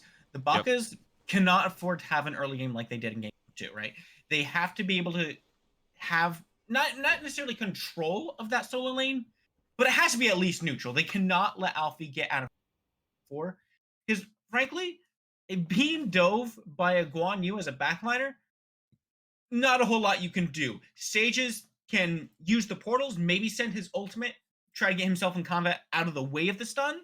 But at that point, you're expending so many resources and moving your team away from the fight. They cannot let Alfie get out of control. They can't allow that situation to arise because if they do, that's a very easy way to lose the fight. Kings Rooks have already shown that if you let them, they will take control of the fight and they will push that to all aspects of this game. Bakas have to be on their A game from before minute one. Now, Yeah, they are not. I mean, they are not going to be able to I think play this game the same style as they did in game number two, or even in game number one. Right? They played mhm, slow. They were very hesitant in some of these fights, but really in game number one, you think back, Kings Rooks, a lot of their inability or faltering in some of those fights where they felt like they were on the front lines, they felt like they should win the fights, and then they didn't, was because of missteps by them, right? The lack of communication, lack of being together and everything like that, they weren't able to capitalize on some of those major fights. And so they have to be playing more together. And they were in game number two. All of their rotations, all of their engagements in the early game were successes. And they got there. They were on the same page. That looked great. But V-Bakas have to be as coordinated in the early game to stand up and get to that late stage of the game where they thrived in game number one. Dueling. Look at that dueling. Already we see the V-Bakas have gotten a little bit of pressure on their side here. So already that's looking a little bit better for them. But over here on the right lane, there's some action happening already.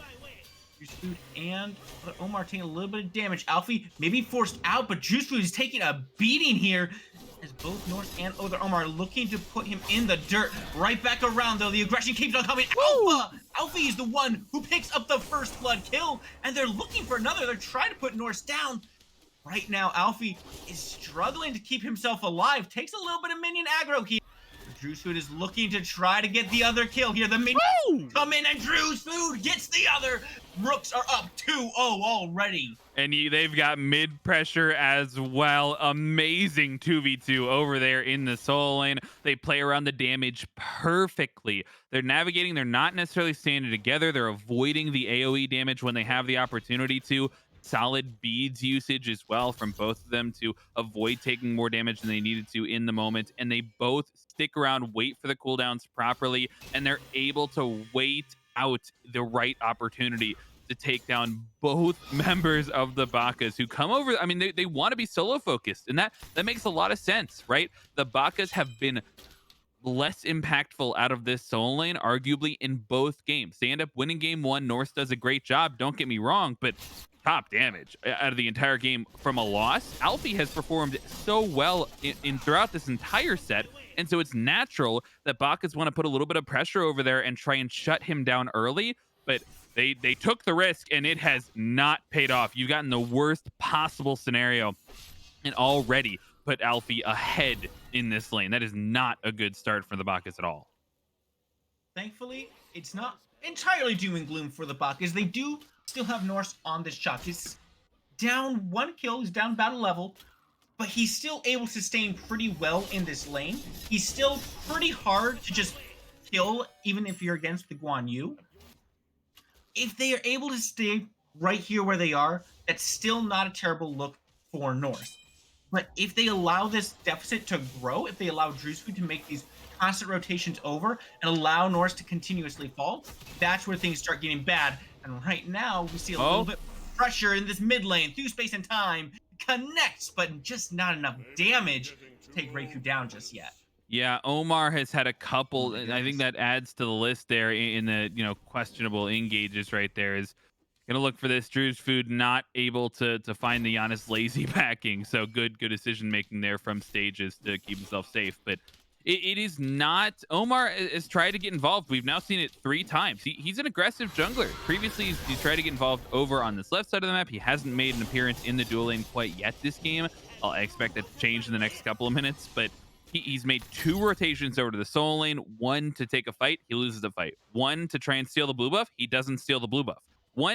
His third rotation is in to try and aggress onto this Zeus, and he misplays with the dash, popping it a little bit too early, so he does not get the knockup, and as a result, they drop that kill in mid too. He's gotten these attempts to try and get going. He's been focusing on the aggression. He's already a level down because he has avoided farm in favor of these ganks, and 3 before 3 minutes with none of those going well does not bode well for his confidence, his future aggression going forward. You can already see Kings Rooks looking for these invades.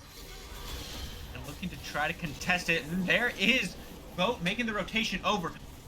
Now Reiku drops the lightning storm, and Other Omar goes down. That's now in danger as the members are coming in. Big Pluck pulls Jack back into danger. Stages goes down and right back into the frying pan. Boats come through the portal. I don't think he meant to do that one, friends. That ultimate is about to run out. He's got nowhere to go. Armor picks that one up, and what a disaster for the Bakas. Yeah, Kings, Rooks, they pick their spots well. And once again, you get what you were missing in their game number one loss, and you get what you were seeing in their game number two success. It's the team play. Talk about a four-man rotation over to the red buff at 5 minutes into the game. Like that is not you're only getting that at a competitive level. We're watching a competitive game, granted, but you're still not getting that in the games where you maybe expect to get it, but they execute it well. They know that they have the aggression. They not only have critical ultimates, with Kleena having both of those ultimates available going into that fight, whereas other Omar needed just a little bit of XP in order to get that ultimate online, so he wasn't able to lead in with it despite the fact that he wanted to. Also, no through space and time able to come through in that fight because it was down off cooldown from that failed attempt on the Zeus earlier on. Whereas you do get the Zeus ult and so much damage comes through. They're able to pick up 2 for 1. They get the red buff and they know their limits. They're pushing for that fight. Ends up being a 4v4. They're confident they can take the 4v4 so they don't back off. And you can see where their mindset is already. They want to fight. They want to push for these early objectives. This early rotation from Alfie, so much damage. He's going to solo down if he gets the chance, but his team's on the Gold Fury. Blessing does get him that heal, and now Alfie's in a little bit of trouble right now. Gold Fury is dropped in rotation back to the mid lane. Portal to get stages out of danger. But unfortunately, Baka's not able to secure the kill onto Alfie there. That could have been huge. And now Juicewood in the back. Oh, they're almost down.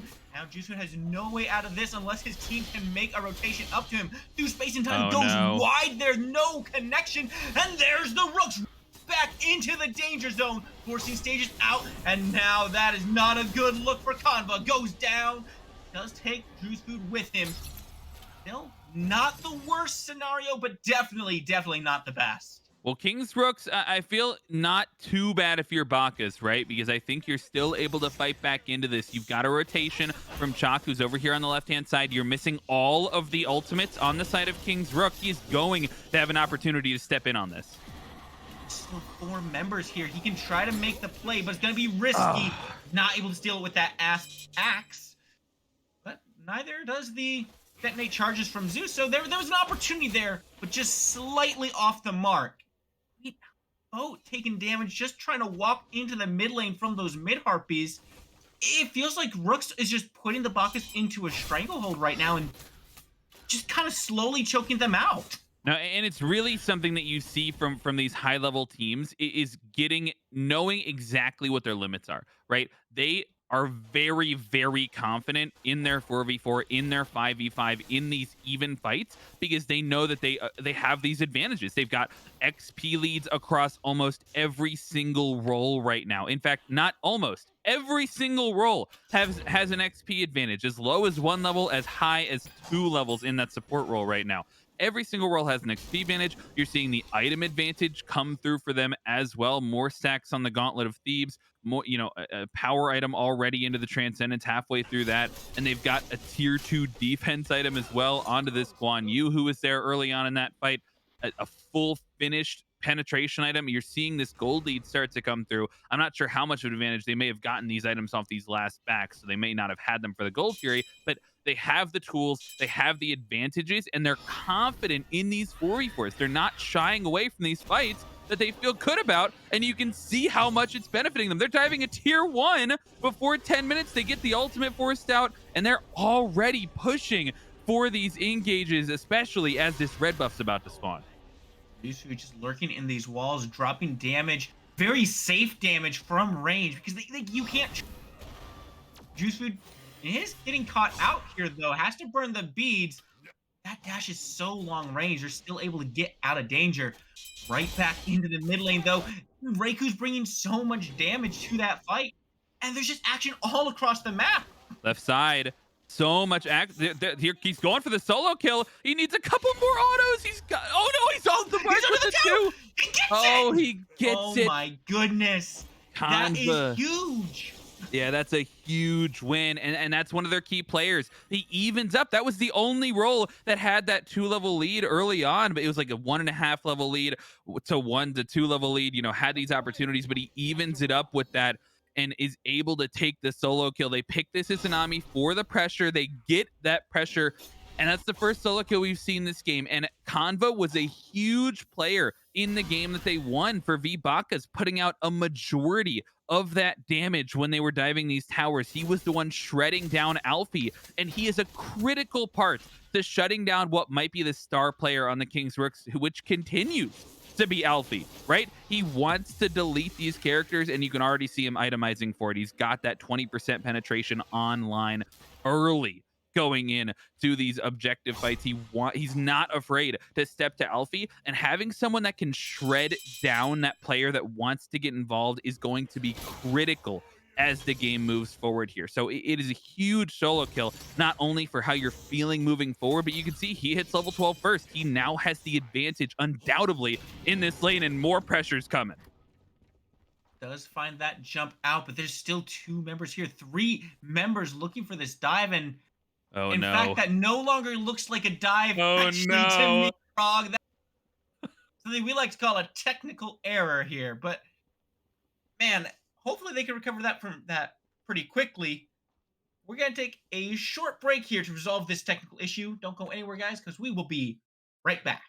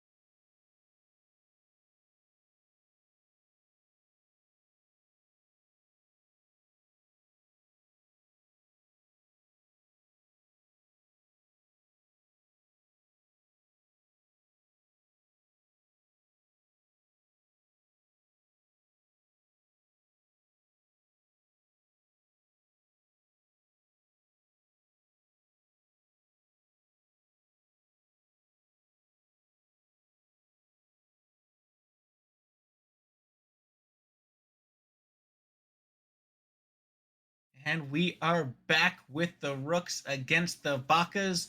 All issues have been resolved. And so, honestly, Frog, I forget what we were saying, but I think it has something to do with Armor Wolf being in a lot of danger under this tier 1 tower. 3 members of the Rooks trying to aggress on him. Beads forced out already. A good axe comes back, but he gets taunted back in by the 9 turns blessing. Takes a bunch of tower shots, but now the frenzy is popped and that heal comes up. Oh, big rotation coming out from Joe from New York. Omar goes down. What a play coming out from the Rooks. Oh my goodness. Oh, that was so clean. And now the jump goes in.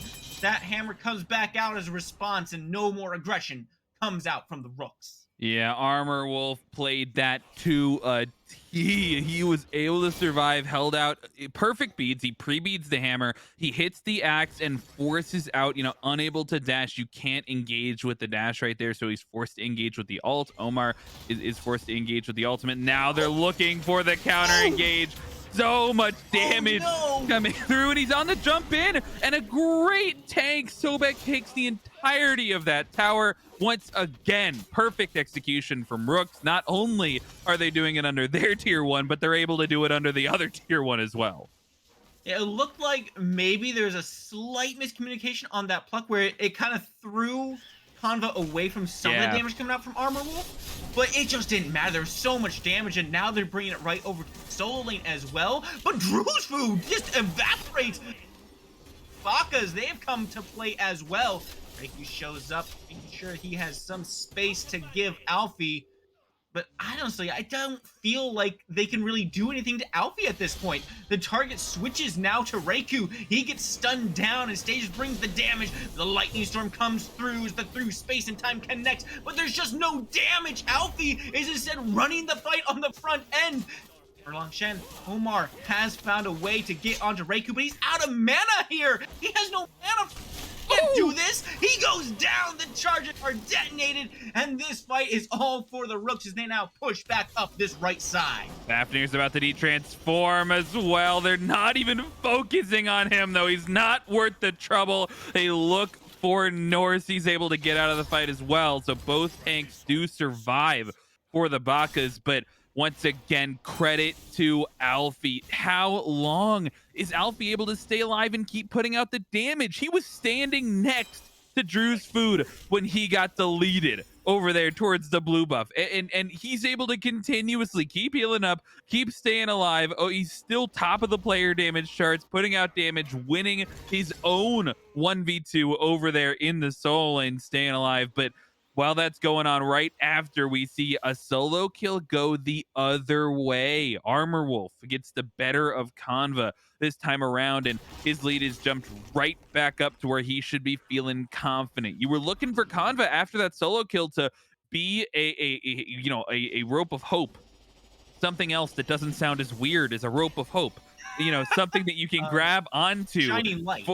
Shining light for the V-Baka, something you can grab onto, but he gets soloed, he's down 2 levels again, and now there's no defense for this Primal Fury as well. They give away that objective, and this just keeps getting worse for the Bakas.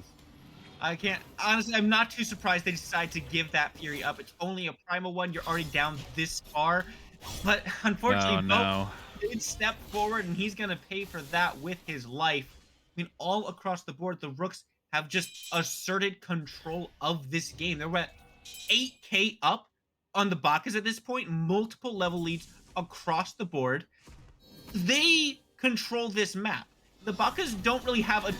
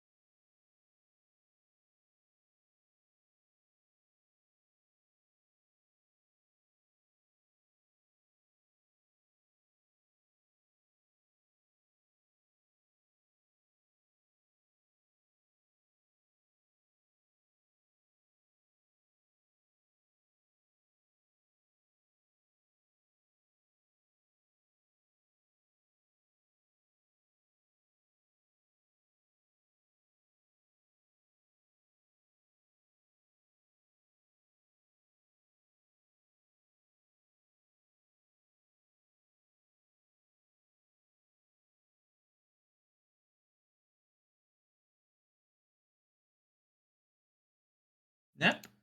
Hey, man. You How you doing, buddy? you doing okay? We can't hear you if Yeah, if you're he's talking. oh,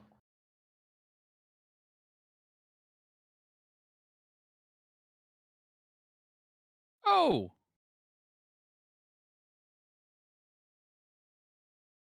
hmm, all right. Well, we're ready whenever you are. Get back into it. okay.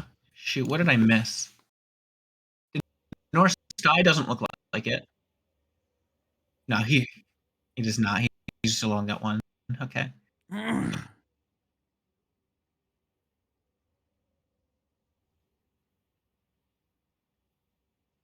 Yeah, I think just reframe. Look at the XP lead. Let's look at the graphs. They're so far ahead. I'm just saying, like when we go in.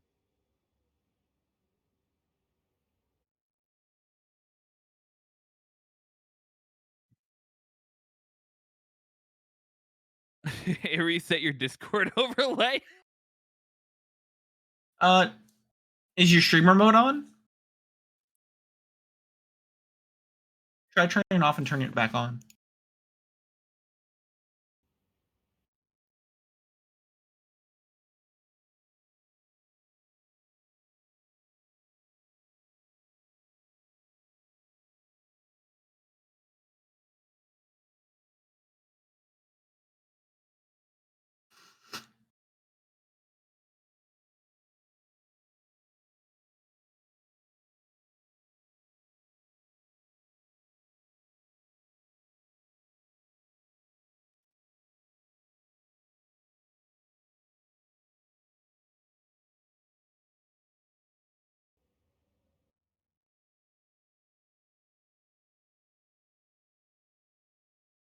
No, you're still in here for us.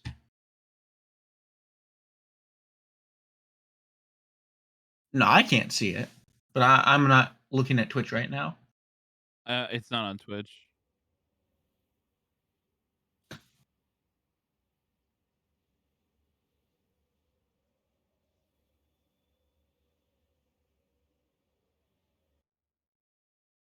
Reasonable.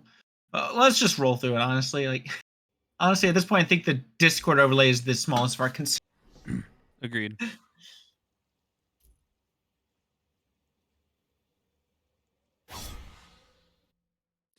Just, just roll with it, baby. Roll with it. Yeah. Put us in. We'll take it. All right, we are back once more to the show of the Rooks. So a little bit of life coming out from the bakas. The stages picks up one kill there, but take a look at the massive lead that is still going there. Oh 7K no! for Oh no! for the Rooks. Okay. We are experiencing some more technical difficulties, folks. Unfortunately. Oh my goodness. Uh, we'll be right back.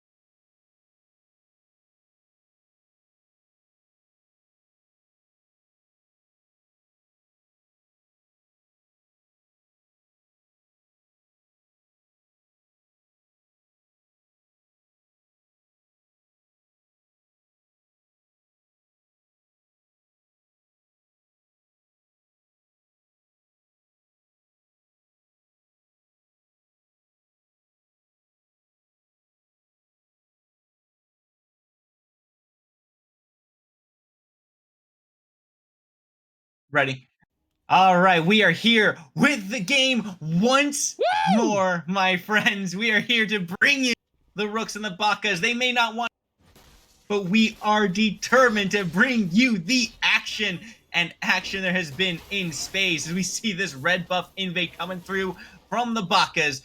Looks like they are successful indeed. Managed to sneak their way on out of that one.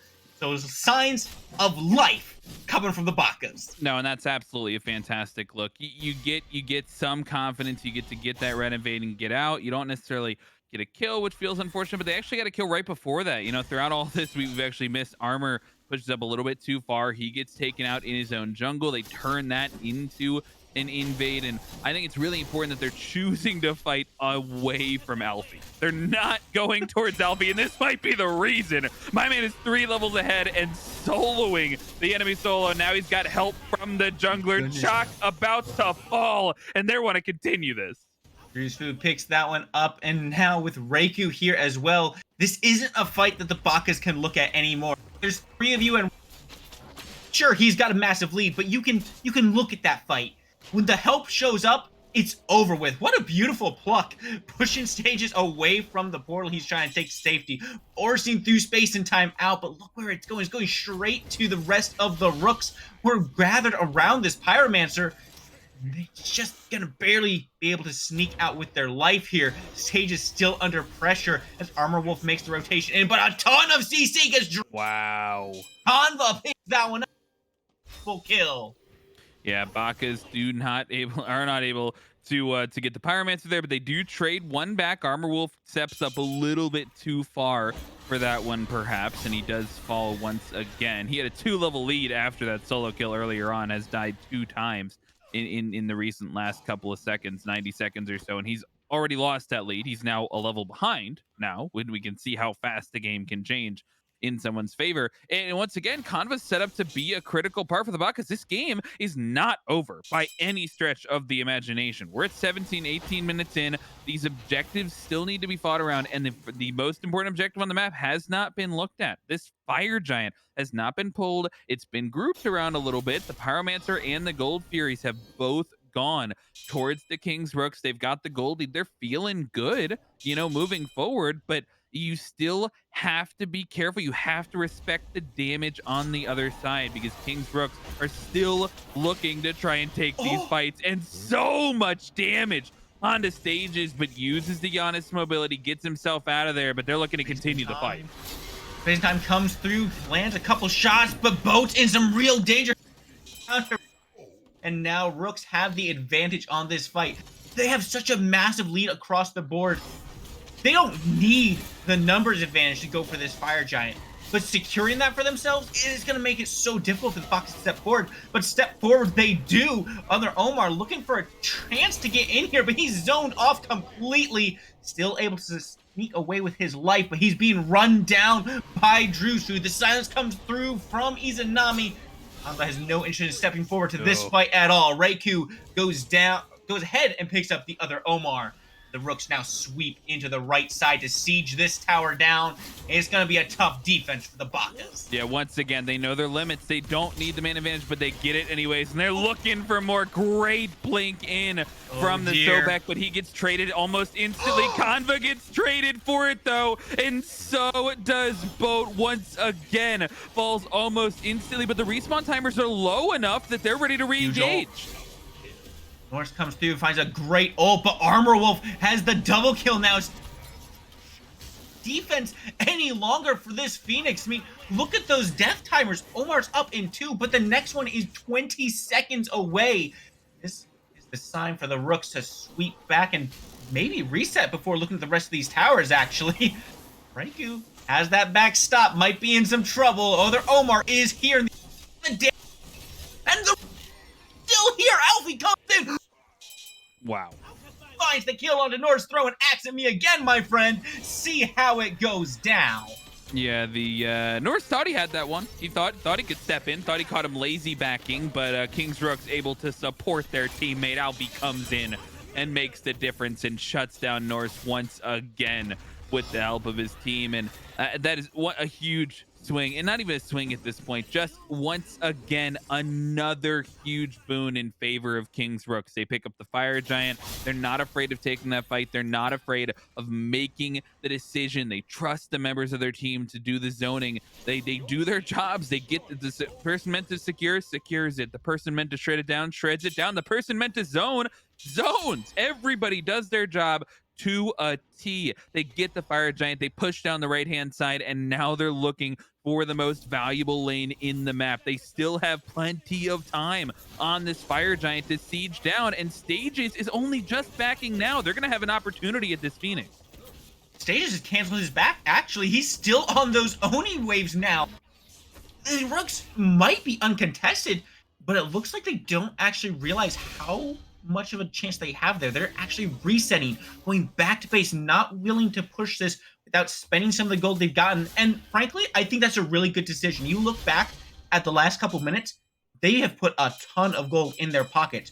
Go ahead, return to base, put gold into items and bring it to the siege. The gold does you no good until you spend it, and the Rooks are not willing to let any bit of gold go to waste here. In all Fafnir, it does do. In all Fafnir, in all fairness, it does do Fafnir some good holding on to that gold. That's part of that passive. That is true. He's on the other side. He doesn't get that gold advantage, not quite yet at least, but do get the beads forced out from Stages. He portals the wrong way, but nobody's willing to chase him. He's going to run right into Drew's food, though. Stages trying to be sneaky, gets taken down as a result, and he is going to be on in the graveyard. 53 seconds. He's going to be up for this Fire Giant, but they're able to pick up the Pyromancer, and I think they're going to be able to look for a pick before this Fire Giant spawns. V-Bakas have to have the discipline here. I'm not even sure they want to step up for this. They might just want to hold their base and try and set up for the ensuing defense. Yeah, I don't see a way the Bakas can really defend this at all. I mean, we see a little bit of defense happening over here on this right side, but other Omar has to use the 9 turns blessing just to try to Brock as well. He might not get as much as he's wanting to, and he's now under duress. That Titan also being sieged down. The Rooks have come to play, and they're looking for not just a couple kills, but a game. And look at the health bar of the gone. It's done. The Rooks secure game number 3. No need for a Fire Giant, my friends. They have the damage in the build. And they are headed to the finals for the Kraken division. This is, oh my gosh, what a game from the Rooks. What an end. The story of game number 3, in my personal opinion, is just the confidence that comes out of the Rooks. And how many times did I say it in game number 2, game number 3? They know their limits. They are playing together. Everybody is consistently doing their job. You see exactly where you want to see these players, right? I mean, talk about playing together. There's follow up on every single Sobek pluck. There, Drew's food, his job as a jungler is to be in the positions that people aren't expecting him to be in. He is catching people out. Stages has been slippery all game. Stages was actually ahead of Reiku, by the way, in experience. They both at level 20, but Stages got there first because, focused on farm, being a little bit slippery. He gets taken down early. He's not even there for the base defense. And then once again, they take the Gold Fury because they know their damage. They're confident they can take it. They take the Fire Giant for the same reason, and they drop everything. Hasten, gets dropped. Frenzy gets dropped. There's the Zeus Hulk gets dropped. They drop everything on the Titan at 23 minutes, and it shreds down like it was never there. Amazing set from Kings Rooks. They bounce back after a rough game 1. They adapt to the set. They get great in the picks and bans. I mean, talk about targeted picks and bans that force the enemy team to adapt. And today, just not able to adapt enough on the side of V-Bakas. Amazing set from Kings Rooks, and I'm really looking forward to seeing more from them in the finals. Nothing else, the Rooks have displayed very impressive mental so far. I mean, that game 1 loss, it was a little bit tough. It was a hard one to take, but it looked like that game 1 never even happened during the rest of that set. It was pure dominance, pure confidence coming out from the Rooks. They've definitely earned their spot in the finals. That is going to do it for us here tonight on the QSL, but don't worry, you have plenty more Smite action coming up this week. Make sure you check out the stream at 2 p.m. on Sunday, where we have the other semifinal match for the QSL Season 5 playoffs. Once again, this has been Spooky and Frog on the Cast, joined by Neptune running that camera for us. Thank you for being here. Have a great night.